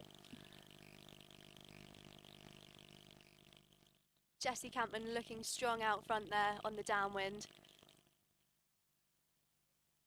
It is strong out there now. I think these women will be pretty overpowered on the 15s, but they are holding them down and going fast on this downwind leg. Seeing speeds over 30 knots now. So already midway down this second leg, and Campman is building up her lead. It was really close at the top mark, but she's accelerating away from the chasers. Lengwieler of Switzerland second, Lily Young of Great Britain's moved up to third.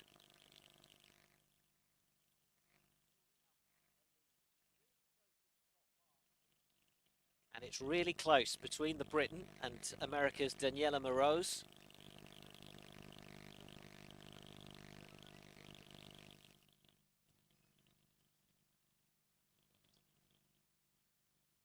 So we've got a great battle for 10th at the minute between Eleanor Lengwiller and Lily Young. So they're both in 2nd and 3rd respectively. This race really counts for both of these riders.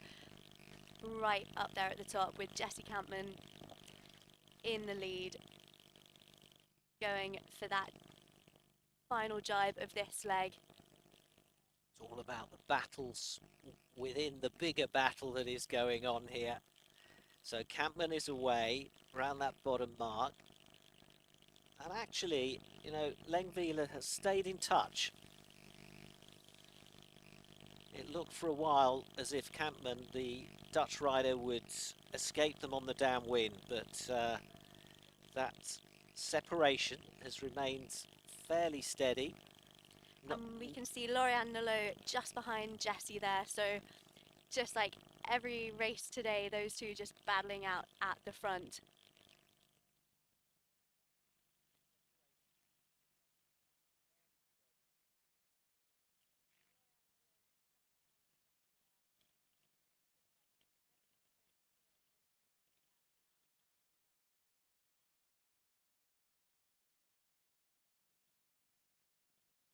All the riders pushing out to this left-hand side on this leg. But right now on the screen here on leg 3, we have the gold bib of our overall leader and our defending world champion, Jessie Campman, ahead of the 2025 bronze medalist at the Worlds, Lauriane Nolot. And it has been the picture that we've seen all week. The two of them jostling for position, fighting for 1st and 2nd. And the two of them will be going straight into the final as things stand on the medal series tomorrow. First manoeuvre from Nolot, followed closely by Campman as they head out now towards the right-hand lay line.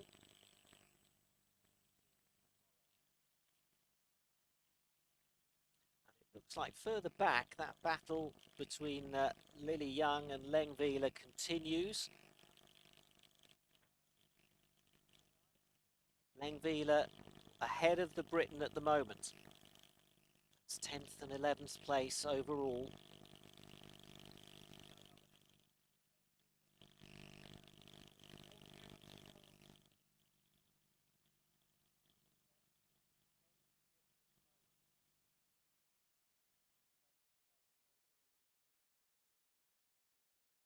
We've seen some wind gusts of up to 25 knots out there, and I think being overpowered in flat water is one thing, but overpowered in the waves upwind, that is a whole different ball game. And these women are showing us how it's done. Very impressive riding from everyone out there at the moment. Some really strong upwind speeds as well. We can see there in and around 20 knots, sometimes pushing on 21 and 22. Jessie also with really solid BMG, great angle to the mark, being lifted quite nicely there. Maya Ashkenazi coming in from the right, as we've seen, she's done a lot this day. Yeah, she's having a great day, the Israeli. Jessie Campman and Lauriane Nolot tacking for that lay line now. Jessie still in the lead, looking strong. We've seen typically when she's in the lead, she does a very good job of holding it and even extending it, especially on her downwind. She's a very strong downwind rider. Lauriane Nolot just rounding now, with Eleanor Lengwiller and Lily Young hot on their heels, again in an incredible battle for that overall 10th position.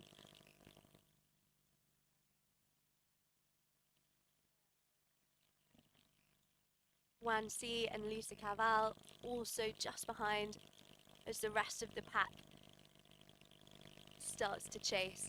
Again, everyone is really, really close in this fleet today, battling those huge waves. we can see the waves throwing up quite a bit of turbulence, so it does make the downwinds pretty unstable and very hard riding. And you've just got to trust your speed, trust your foil, and hope you don't ventilate.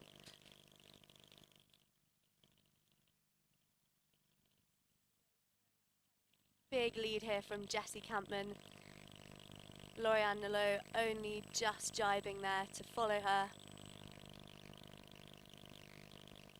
It's still really close though, and you know, you often see someone once, although that gap there does look way more significant than it did on the tracker, and she has grown her lead, Jessie Campman here. Lauriane Nalot following, but clearly not as fast downwind at the moment. And then off to the right-hand side, we're seeing the Kite of Wang Xi of China and Lily Young. And Lily Young is closing in on Elena Lengvila in that battle for 10th.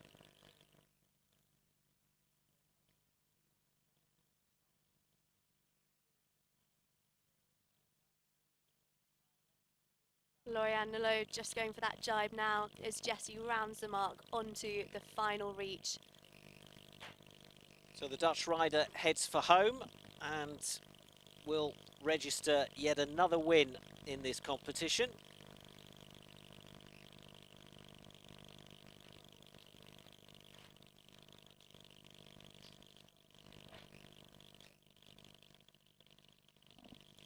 Really impressive riding from the Dutch rider. Crossing the line now. Yep, Jessie Campman does it again. The defending world champion takes another victory here in these championships. 25-year-old, born in the UK. Lauriane Nalot just behind, with Eleanor Lengweiler getting that 3rd position, Wang Xi in 4th, Lisa Caval in 5th, and Lily Young in 6th. Daniela Morose follows just behind.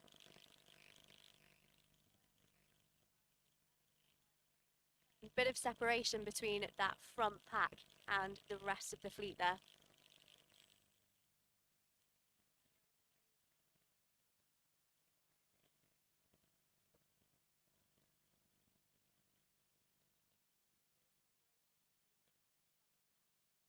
So another masterclass from the Dutch rider Jessie Campman.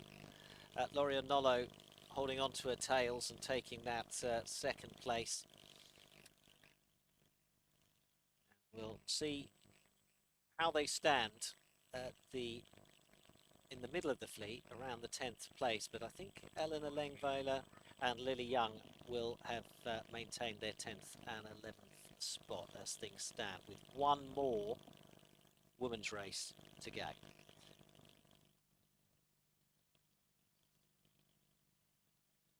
We'll pause for a few seconds and then head back to the start line for the men's 3rd Gold Fleet race of the day.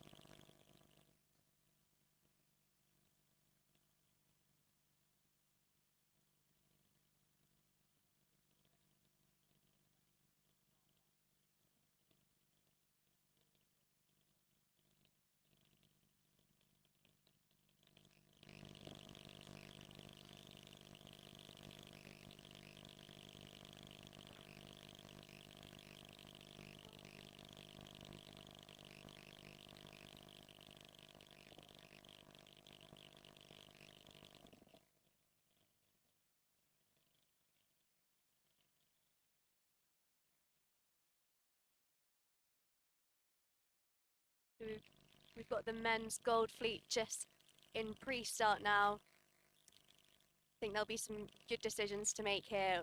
We've seen in every race a big divide between people heading straight for the port tack and the rest of the fleet heading out all the way to the left-hand side of the course. Sometimes it's paid, sometimes it's not. Exactly. And we've only had a few successful port flyers. Most of the time they've had to duck the rest of the fleet, which always feels a bit painful in the moment, but if that side of the course is working, then it pays off.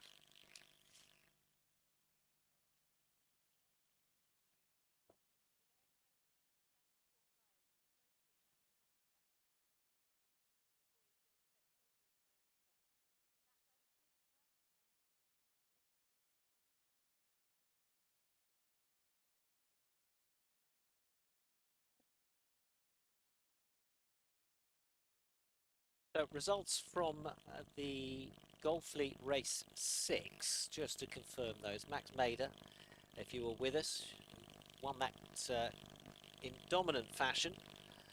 Second place went to Jan Strajoti, who also happens to be second overall. Third place was taken by Frenchman Nel de Jaham, who's currently sitting 14th overall.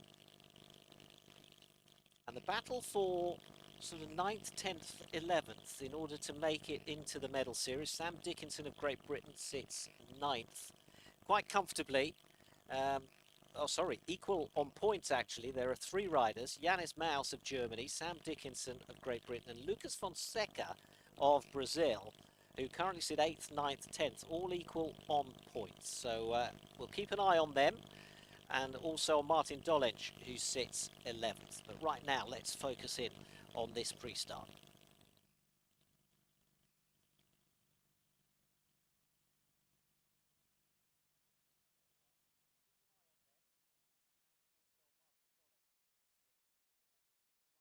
Men's Golf Fleet Race 7 is underway.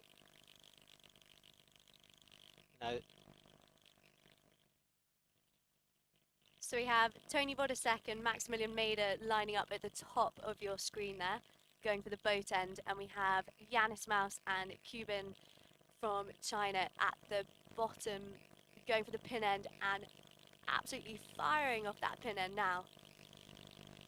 Everyone going for a starboard start here. Apart from the usual suspect, Benoit Gomez, who ducks the fleet and sends it out to the right-hand side. He just squeezed in by the committee boat, didn't he? Yeah. At that top end.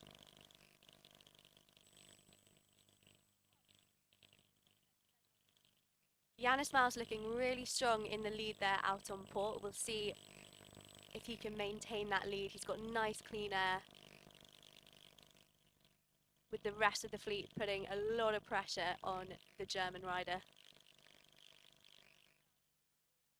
A couple tacking out now, trying to get out of that dirty air. This fleet is incredibly tight, as we've seen all week. Our leader, Max Mader, the centre of the screen there. Lined up there with Strajoti just above him. And Pianossi as well, all in the mix. Keeping a close eye on each other in the middle of the screen.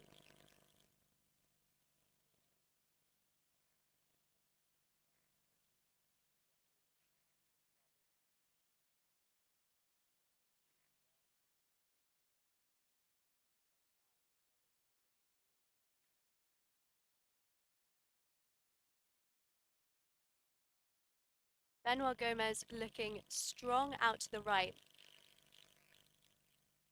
So give us a little bit of an insight, as a rider.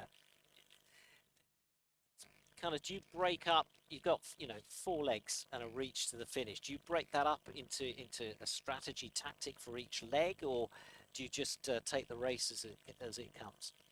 I think you definitely have to take the race as it comes, because anything can happen in kite racing, especially depending on the fleet around you. But I think there is a big element of always looking a few steps ahead, and I think that's what Maximilian Mader does very, very well. Is he can kind of anticipate how the fleet are going to form around him, and he always seems to escape difficult situations or tangles, whereas other people don't quite have that foresight, and that's when you can see these kite tangles and crashes happen. Certainly saw plenty of them over the last few days in the wild conditions here off Portugal's Atlantic coast. Benoit Gomez is out on the right-hand side, looking pretty good. But this bunch here on our screens, led by Max Mader, are making quick progress towards that right-hand ley line. And in a few seconds' time, we're going to see them cross either ahead or behind. I suspect behind Benoit Gomez. There you go, you can see the bird's eye view from the tracker. And it looks like Gomez has the advantage coming into the top mark.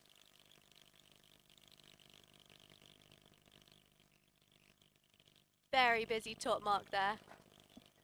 Lots of traffic, lots of kites. Benoit Gomez first around that windward mark with a nice little bit of wiggle room between him and the rest of the fleet. Riccardo Pianozzi now. Stragiotti round that top mark ahead of Max Mader. And we've got Noah Runciman from the USA and Valentin Bontus fighting for that second position with Maximilian just behind them. So a great start from Benoit Gomez of France on that port tack, and it has paid off so far. Let's see if he can hold that lead or if he can grow it even on the downwind leg. The French rider looking really strong on our screen right there. Bronze medalist at the last Worlds. But struggling to make the top 10 this time round. He's currently sitting 17th overall.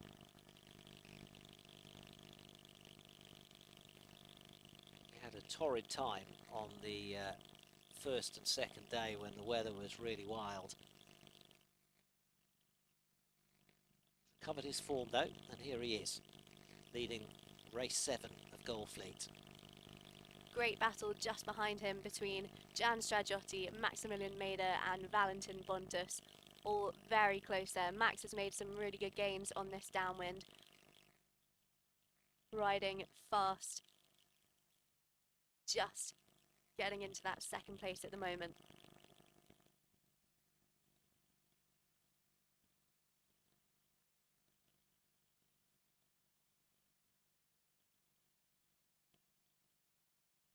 Still Putting out pressure on Benoit there.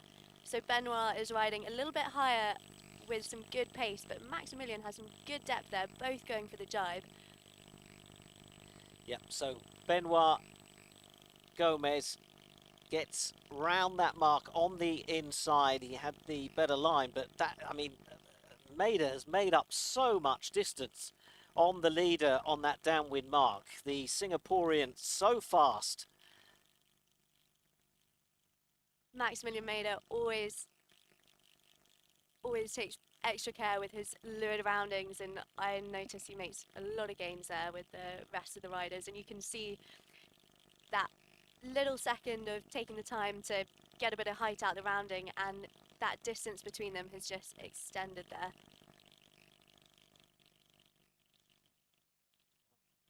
Currently Noah Runciman of the USA, the Texan, sitting in third place. Impressive from Noah to be battling up front with these guys.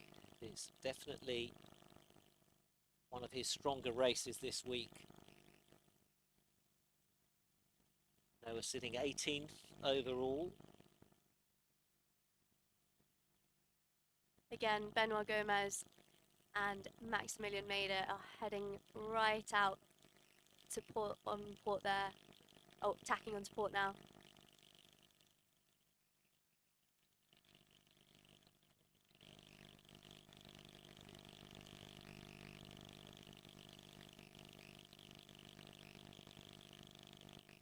Runciman sticking close to the leading three. Bruno Lobo in the mix as well now, the Brazilian who has really impressed this week.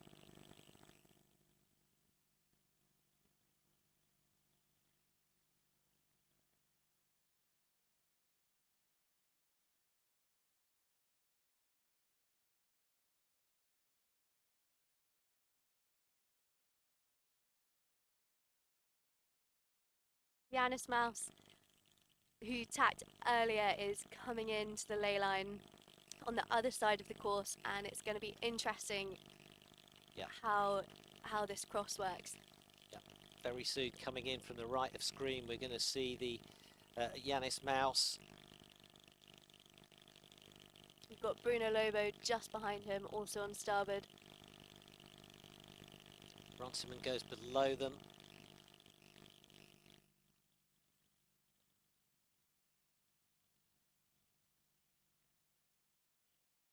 Maximilian just getting that cross in there.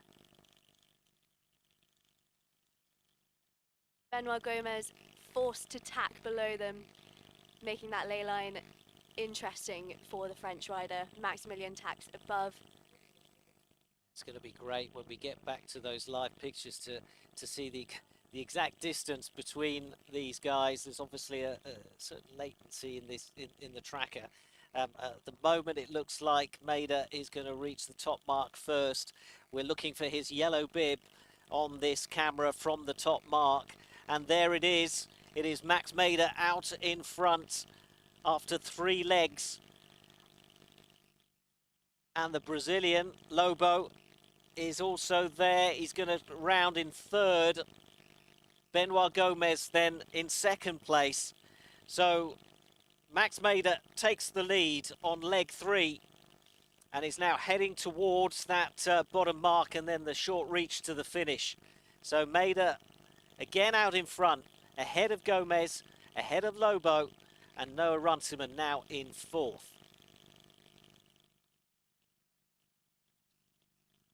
Runciman under some pressure in 4th place by Kubin, the Chinese rider.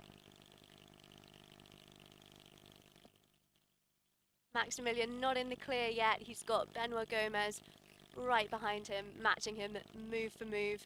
Bruno Lobo with some great pace.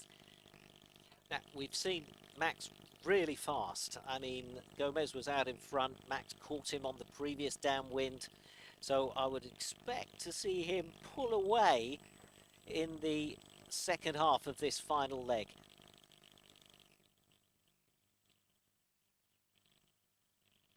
Nothing like a commentator making a prediction. Absolutely.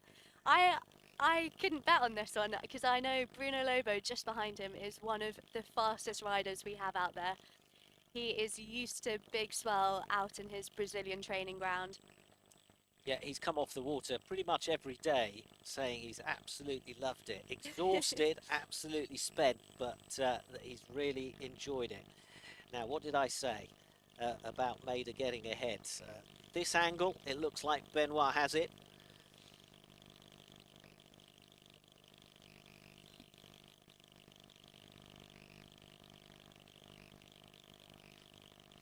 So, they're lining up, coming into this ley line with Max Maida out in front. Bruno Lobo jibing with him just behind, putting a lot of pressure on Maximilian Maida there. Coming into this final reach. The reach isn't long. Will he have enough time to put the hammer down and overtake?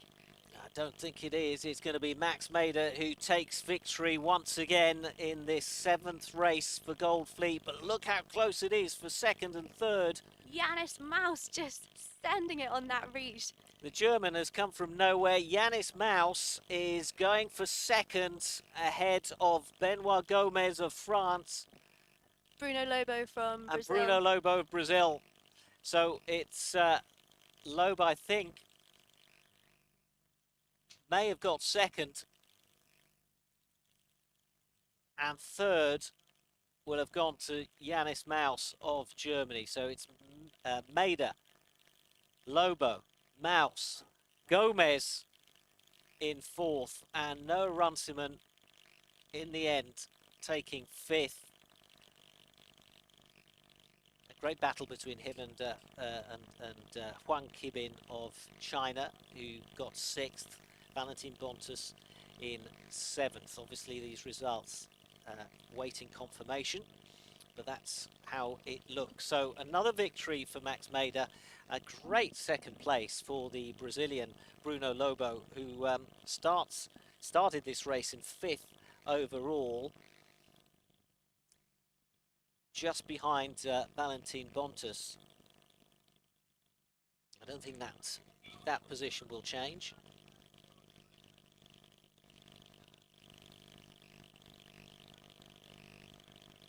And we'll await confirmation as well on that 10th place between Sam Dickinson, Lucas Fonseca and Martin Dolenj. We'll wait for the official results and bring those to you in a little while. So that is 3 Goldfleet races completed today. We're going to bring you a 4th as soon as we've seen action from the final women's race of the day. And that's all coming up in a few minutes' time.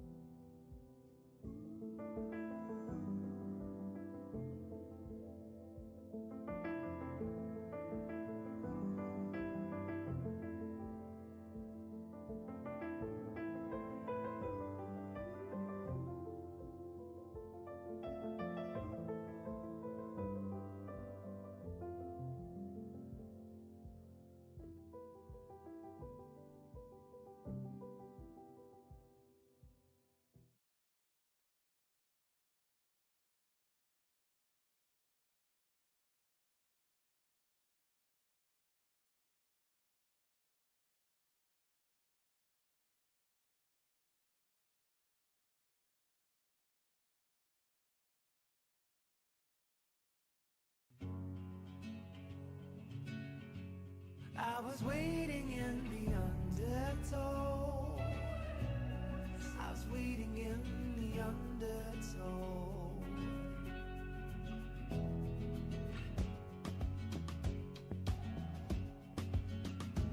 And the water feels like a friend I've not seen in years.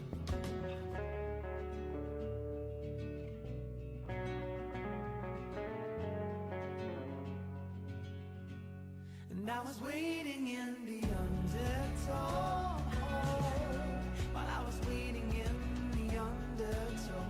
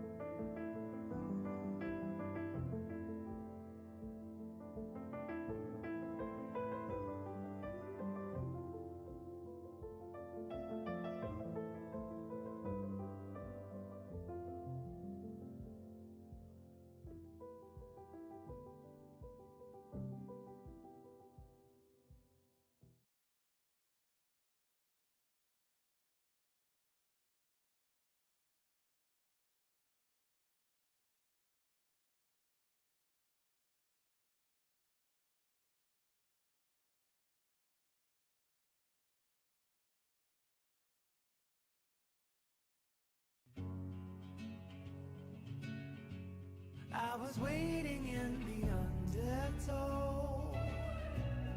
I was waiting in the undertow.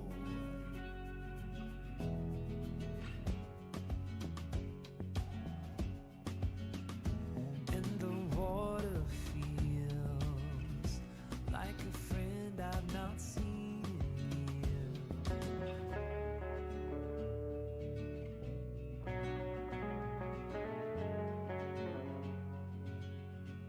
And I was waiting in the undertow, while I was waiting in the undertow, undertow.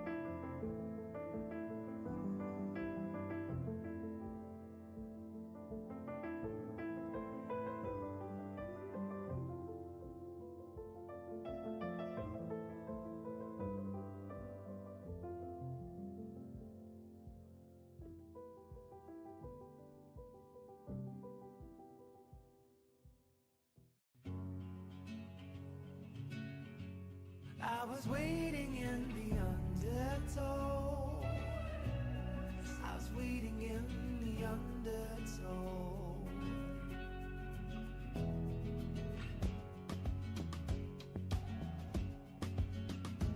And the water feels like a friend I've not seen in years.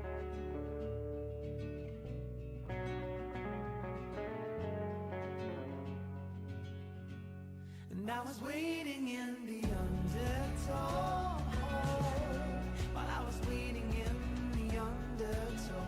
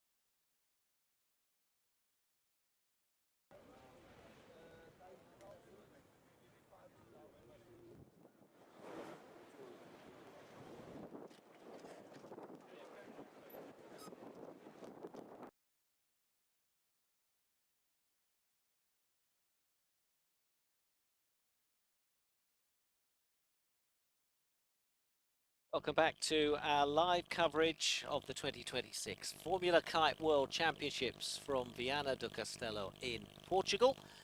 We have 2 more races coming your way.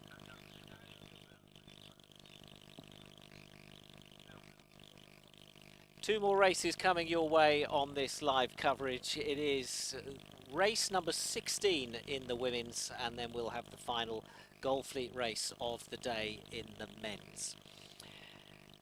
I believe we're counting down to the start of the women's race.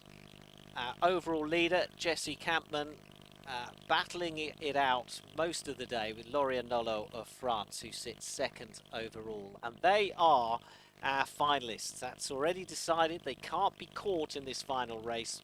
They will go through with a bullet apiece into the final of tomorrow's medal series.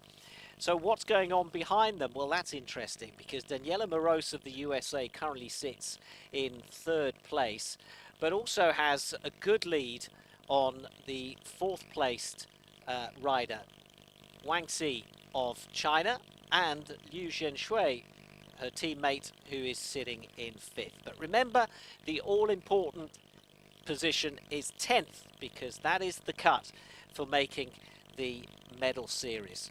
So position 6 to 10 after this race will form the quarterfinals. Positions 3 to 5 overall will go straight into the semis, and as we've just said, our leading pair are already chosen for the final. So here we go, race 16. How are things looking? The wind's getting stronger, isn't it? Absolutely, we're seeing gusts pushing up to 25 knots out there, so it is windy. We've seen a few riders change down a size to their 11 metre, but we do have a handful out there hanging on to the 15 as they go into the start now. 3, 2, 1, they are off. Jessie Campman at the pin end there, getting away nice and clean.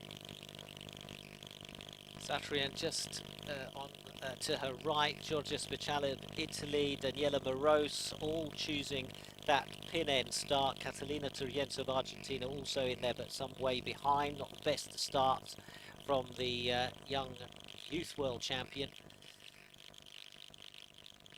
And over on the right hand side, Mafalda Pires de Lima, she's chosen to a port start.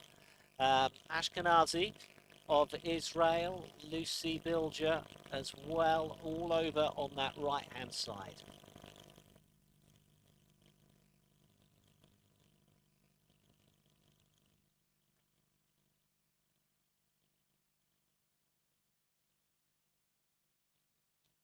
So you can just see on the right of screen, Jessie Campman of the Netherlands. We've got Darren Atakan and Isa Satran, Daniela Moreau's chasing her in that pack behind. Tiana Laporte just at the bottom of your screen there as well. I'm already looking forward to tomorrow's final. Jessie Campman, Lorianne Nolo. We don't know who the other two will be, but it's going to be tough for anyone to catch those two. I think the gold is going to be fought out between those two. I might sticking my neck out there a bit too early. We shall see.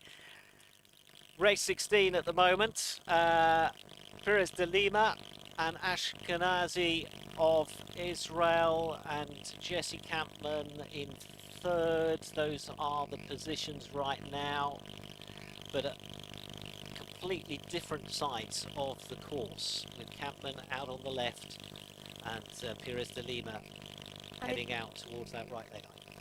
And a difficult tack for Jessie Campman just there. She had to duck quite a few of the riders just behind her and lost quite a few places there, so we'll see if she can gain it back. Lower in our screen now. There she goes.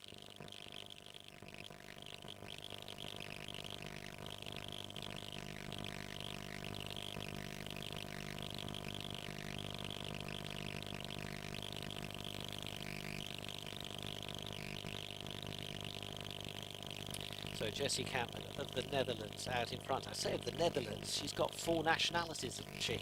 And she's represented 3 of them in the sport. GBR, the Netherlands now, and France. She was part of the British team when you were part of it. Yes, absolutely. Right at the beginning in Kite for Gold, that was the beginning of Jessie's journey. And I mean, look where she is now. It's just incredible. And you can see why she decided a while ago now to go with the Dutch, because there is such depth of quality in the French team, and you know, there she is battling with Lorianne Nolo of France, and they kind of both deserve really a place at the next Olympic Games. So it kind of makes sense from that point of view. As Campman tacks, and the fleet now comes together on the right lay line at this top mark for the first time. Campman is in second place, but is all powered up and is going to go past that leading rider. And we've lost her in the swell. Here she comes from the right-hand side. It's going to be Jessie Campman out in front once again at that top mark. She's followed by Isa Satran from Poland, Elena Lengweiler, Maya Ashkenazi, Tiana Laporte, really close around this windward mark. No Lorianne Nolo. I haven't seen her in the fleet yet. I wonder if she's come in.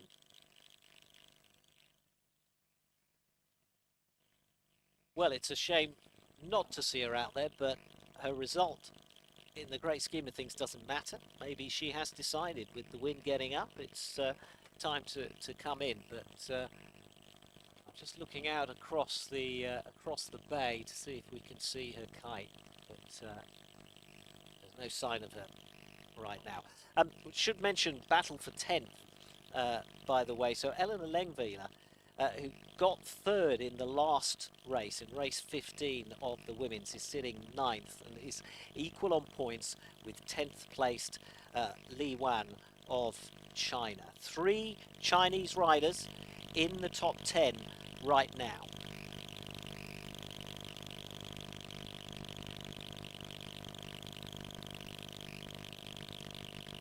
Very impressive riding from Isa, just to the right of the screen there. We haven't seen her ride up at the top of the fleet like this any of today, so it's great stuff from her. Maya Ashkenazi just behind. Again, she went straight to that right-hand side for the beginning of this race, and it seems to be working for her nicely. Mafalda as well, she went with her. Isabella Satrian of Poland Still pressuring Campman.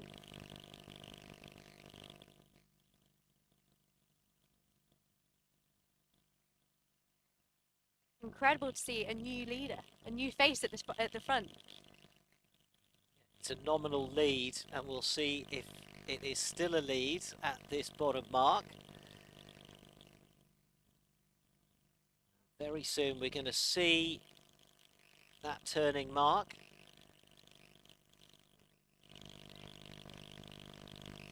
There it is. So we do have a lead change, and Izabela Satrian of Poland leads this race after 2 legs. Campman second, Lisa Cavall coming into the bottom mark as well. As you said, she's having a good race.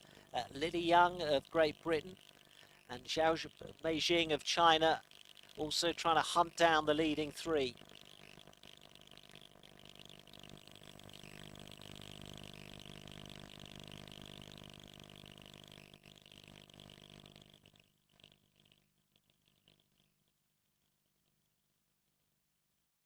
So it's Satrian out in front.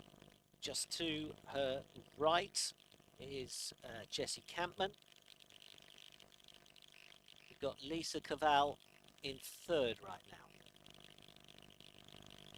And it's a small gap back to 4th place, being held by Zhao Meijing and Lily Young.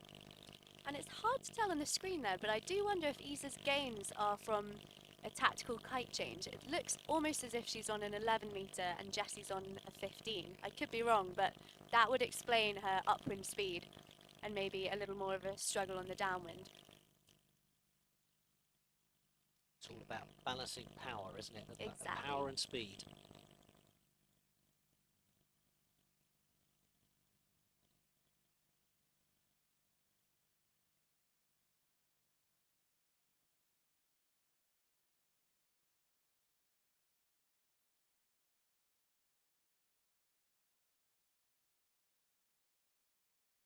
Bit more of a spread in the fleet here.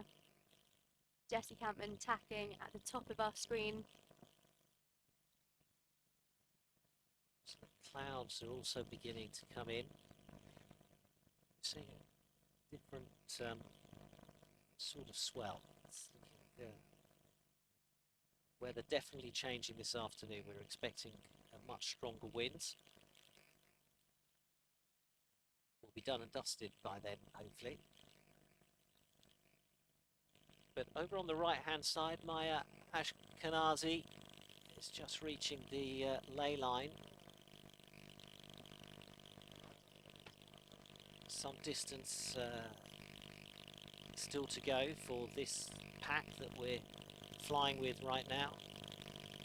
Strong race from Lisa Cavall as well, the French rider. Currently fairly nicely secured in that, within the top 10. Yeah, she's had a good week so far. Lisa Cavall, 21-year-old from Yare.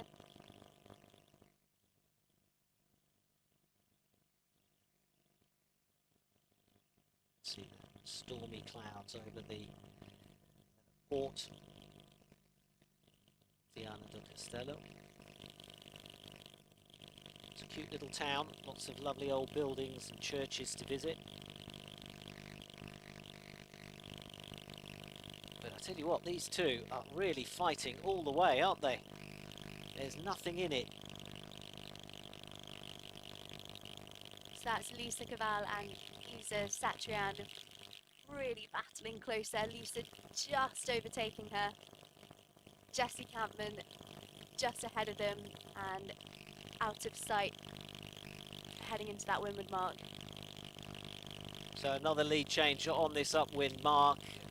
Campman taking that lead and is now extending the lead and is looking good for yet another victory as we follow this battle for second place between Lisa Cavall and Izabela Satrian, the French rider and the Polish rider, really side by side, fighting all the way on this final downwind leg. And then there's a separation to the chasing pack, That includes Wan Li, Lily Young, and Maya Ashkenazi.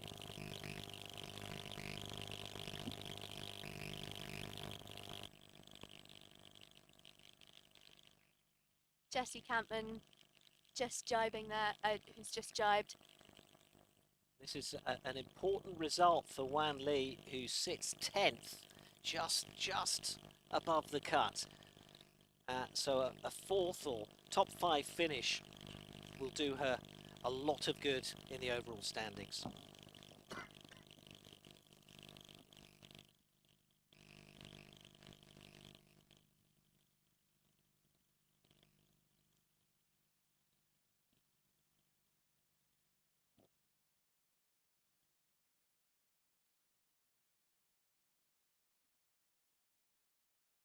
Halfway down this final downwind leg.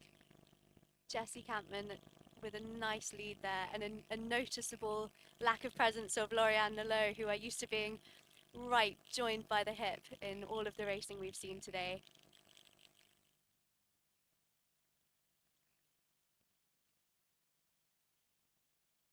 Lisa Cavall has got the advantage over the Polish rider and has moved into 2nd place. Wan Li still holds 4th. Lily Young of Great Britain in 5th. Lily Young dropped out of the top 10 down to 13th place.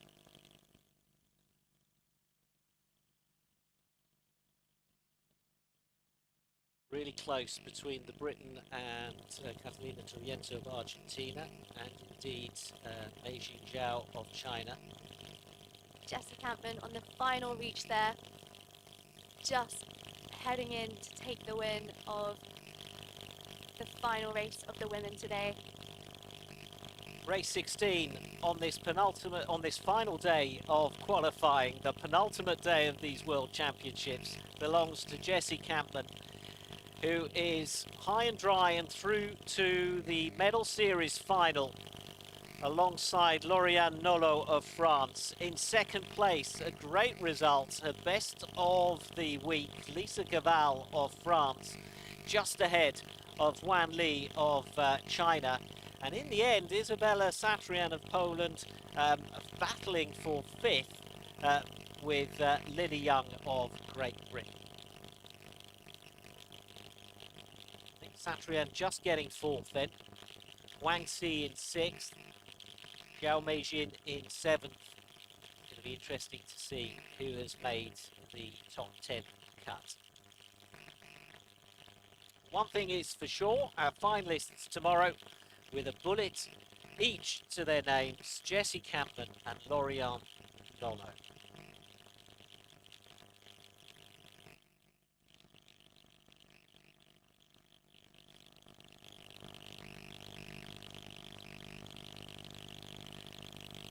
So the rear of the fleet now coming in to wrap up this women's qualification competition. And we have one more race from men's gold fleet coming up. It's going to get underway in a few minutes' time.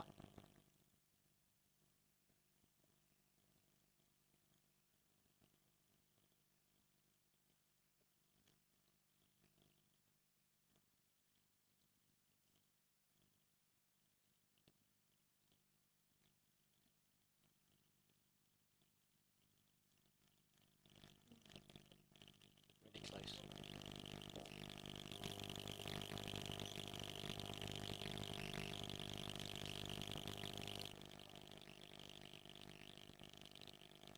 On to men's gold fleet race number 8, the last race to decide our medal series finalists.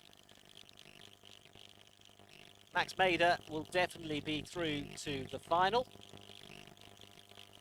Jan Stragiotti is also looking good for a place in the final. Battling out behind Bruno Lobo, Riccardo Pianosi, the defending champion, Valentin Bottos, Zhang Horan, Yanis Maus of Germany, Huang Qibin of China, Wojtek Koska is 9th and Sam Dickinson is 10th. But hey, Lucas Fonseca of Brazil is 11th. Now 9th, 10th and 11th. It's they're separated by a point apiece. So we're going to keep a close eye on those three riders. Wojtek Koska, Sam Dickinson and Lucas Fonseca of Brazil. And one position down in 12th, Martin Dolic of Croatia as well. So really close for making the cut.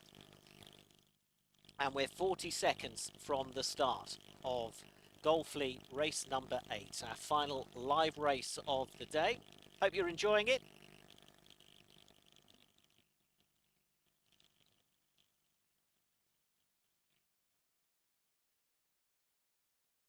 So here we go. It is a glorious day, lovely conditions here in Portugal, and we are counting down the last few seconds to the start of this race. They are go on race 8 of Goldfleet here in Portugal.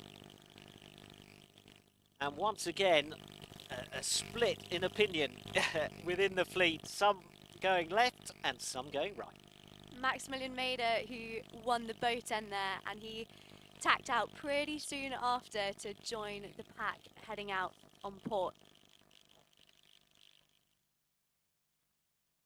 We've got Wojtek Koska leading the pack out onto the left-hand side of the course as well. He's joined by Juan Kibin, Noah Runciman, who had a good race 7, Dolench, Zhang, all going out towards that left-hand side. Going out towards the right, though, Koszowski of Poland, JJ. He does love that start, as does Benoit Gomez. He's out there. Tony Vodosek, Lucas Fonseca and Valentin Bontas all heading out to the right-hand side. Tony Vodosek looking really good there. He's punched forward on the rest of that pack. Nice clean bit of air. Looking good for the Slovenian.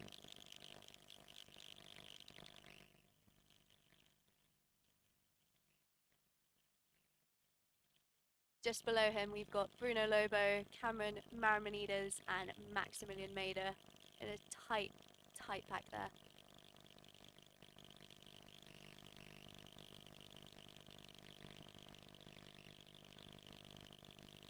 Now Mader has been going left for much of the day today. He's changed his mind this time. Did we spot some smaller kites as well? Yeah, definitely. Quite a few of the fleet came in to change down to their 15s, but I reckon riders like Max Mader would hang on to their 21 for a long time. Runciman coming in from the left-hand side, tacks and joins this leading pack. They're pretty much on the ley line to the top mark. Still plenty of distance to that, though. Riccardo Pianozzi finding his form again for this final race of the day. He's up there currently in 4th at the moment.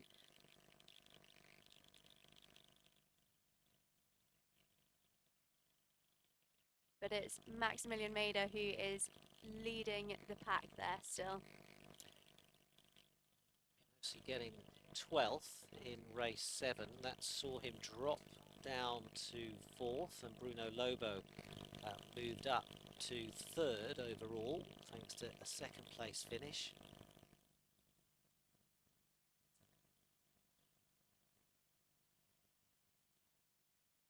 We see those left-hand riders coming in now, but I think the guys nailed that shift coming in on starboard now. And look who's out in front at the top mark. It is the golden bib of Max Mader.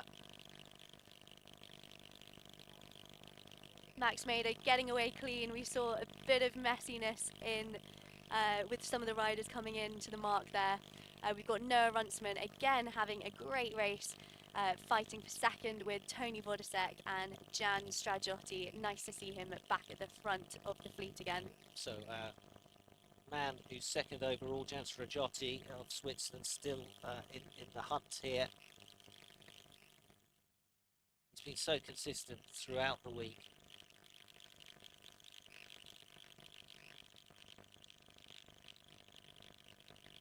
But look how close it is. Stragiotti choosing to get a bit of distance between himself and Maida. Pianosi also doing the same.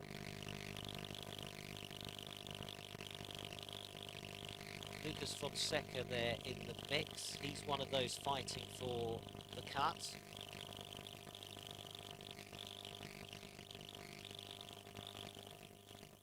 Benoit Gomez of France, the bronze medalist at the last World, still sitting 17th, out of the running for the top 10.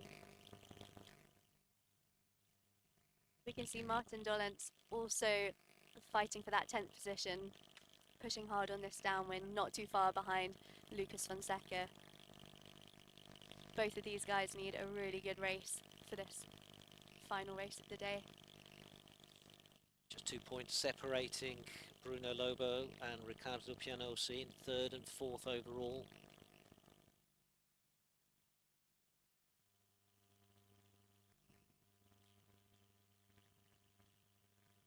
Max Maida and Tony Bodisek rounding that leeward mark for the second upwind, with Jan Stragiotti just behind, Riccardo Pianosi, Noah Runciman, all super close in this race.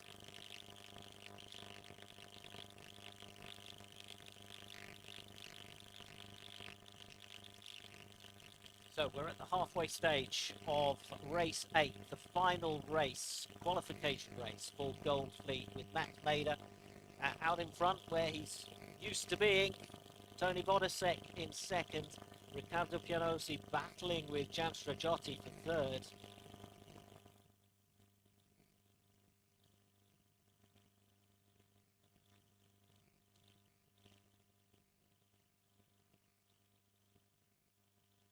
Max Maida and Tony Bodisek, Jan Stragiotti all tacking out early on this upwind, with Riccardo Pianosi sending it out to the left-hand side of the course.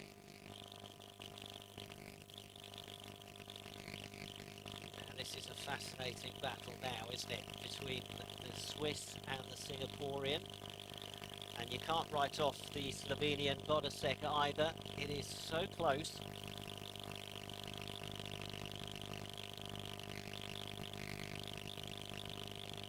Maida's been very fast downwind. Stragiotti will want to get in front of him if he can at this top mark.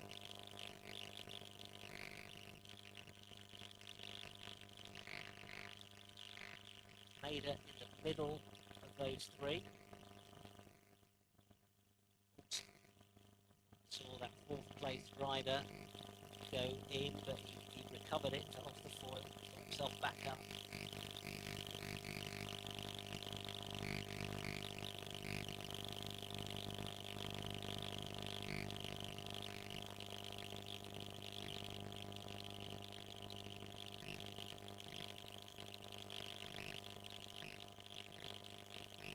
So we can see on the right hand side, Maximilian Maida has tacked onto the ley line with Tony Bodisek and Jan Stragiotti just behind him there.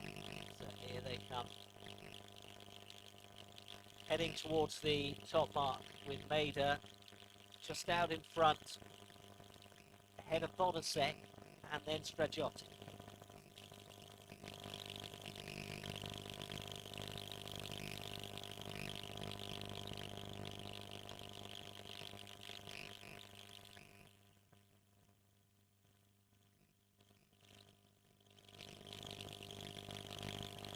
You know, you can see just what a competitor the Singaporean is, because he could easily take his foot off the gas and just get himself round for this final race. He's through to the final with a bullet to his name, but no, he pushes it all the way. He wants them to know that he is the fastest and he is challenging for the title once again this year. Round the mark goes Maida. Jan Stragiotti with an epic overtake of Tony Bodisek just there. So Jan Stragiotti back on form on this downwind, pushing Maximilian hard for the win of this race. But Maximilian has a nice lead there. But as we know, anything can happen in this final legs of the race. It's Singapore, it's Switzerland, and it's Slovenia. It's the three S's in first, second and third, heading downwind for the final time.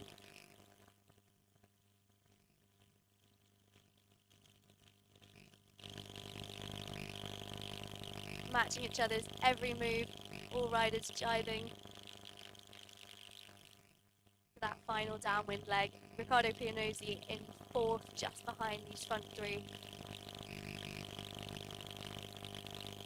Modisek, though, out of the running, he's down in 16th place overall. Jan Stragiotti is pushing so hard, 36 knots. He's got some incredible pace on this downwind, and he is definitely bringing the energy for this final race of the day. It's the 18-year-old from Switzerland against the 19-year-old from Singapore, and they're putting on a terrific show for us. Maida with the slightest of advantages. I think you can feel the pressure from Jan behind him. He's just upped his pace a little bit. He's thinking, oh, I can't relax now. It's not over till it's over. Jan Stragiotti, 3 youth titles to his name already, desperately wanting to add a senior medal at these World Championships to his record. As Maida heads round the final mark for the final time on that reach to the finish. And we won't see Max in action again until the final tomorrow. And in that final alongside him will be Jan Stragiotti of Switzerland. I wonder if this is a precursor to that final, a prediction to what might happen. Tony Bodisek is good, and look at Max Maida, he goes for a little fly, he punches the air and he gives us a wave, and he is so looking forward to taking the world title, or competing for that world title in the final tomorrow. Well done to him. Riccardo Pianozzi and Cuban Hang just crossing the line now with Bruno Lobo and Lucas Fonseca. We'll see if that race was enough for Lucas to just make it into that top 10. We've got Noah Runciman just behind, and Martin Dolens as well.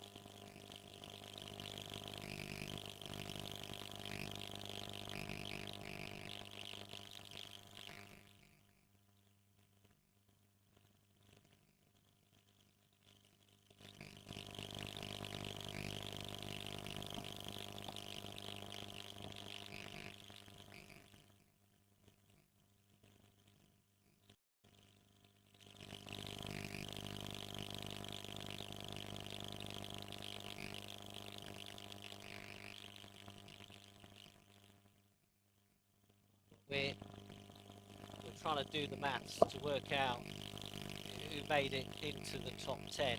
We're going to have to wait for the official results for that. Going into that final race, it was Sam Dickinson holding 10th, but there was very little in it between 9th, 10th, 11th and 12th. So we'll have to wait for confirmation of those results.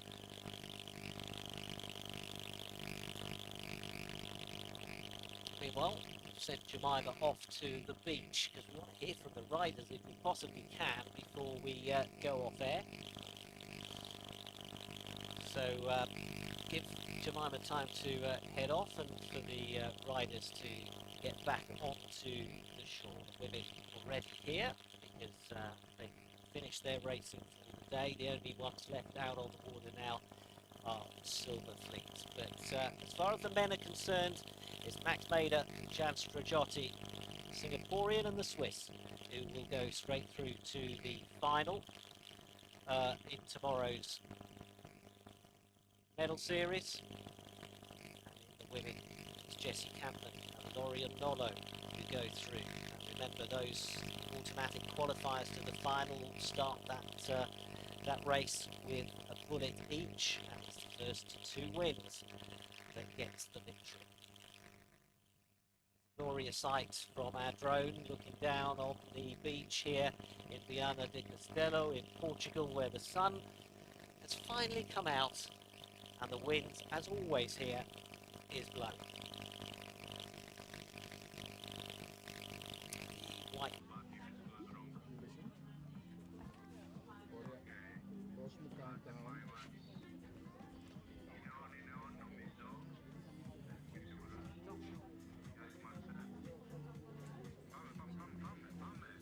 Okay, so Lauriane, you are already in your clothes. And am I right in saying that you just decided to tap out of that last race? You're already in the final.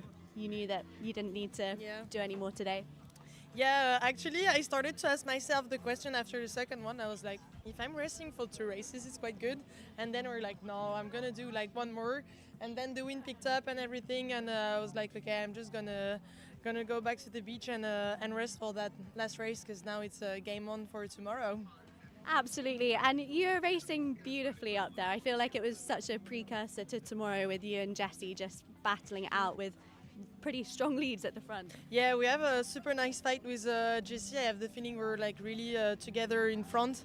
But yeah, it's nice. So we'll see tomorrow who's gonna win that race, or maybe like we're gonna have more drama. But no, it was a super good week till now, and so yeah, I'm excited. We'll see tomorrow what's going on. Absolutely, and how are the conditions out there today as well? A little less spicy than yesterday? Yeah. Definitely today was so great. We went out with the 15s, and we had a nice swell, I think, because I don't know if the wind blowed like during the whole night, but we had like a super nice swell. We could surf like on the downwind, so it was super cool. Super nice conditions. Then the wind picked up quite quickly. Like now it's properly windy, but still it was good racing. So no, we had the perfect conditions today. Amazing. Well, thank you very much, and good luck tomorrow as well. Thank you very much. Yeah. I'm excited. Thank you. Thank you.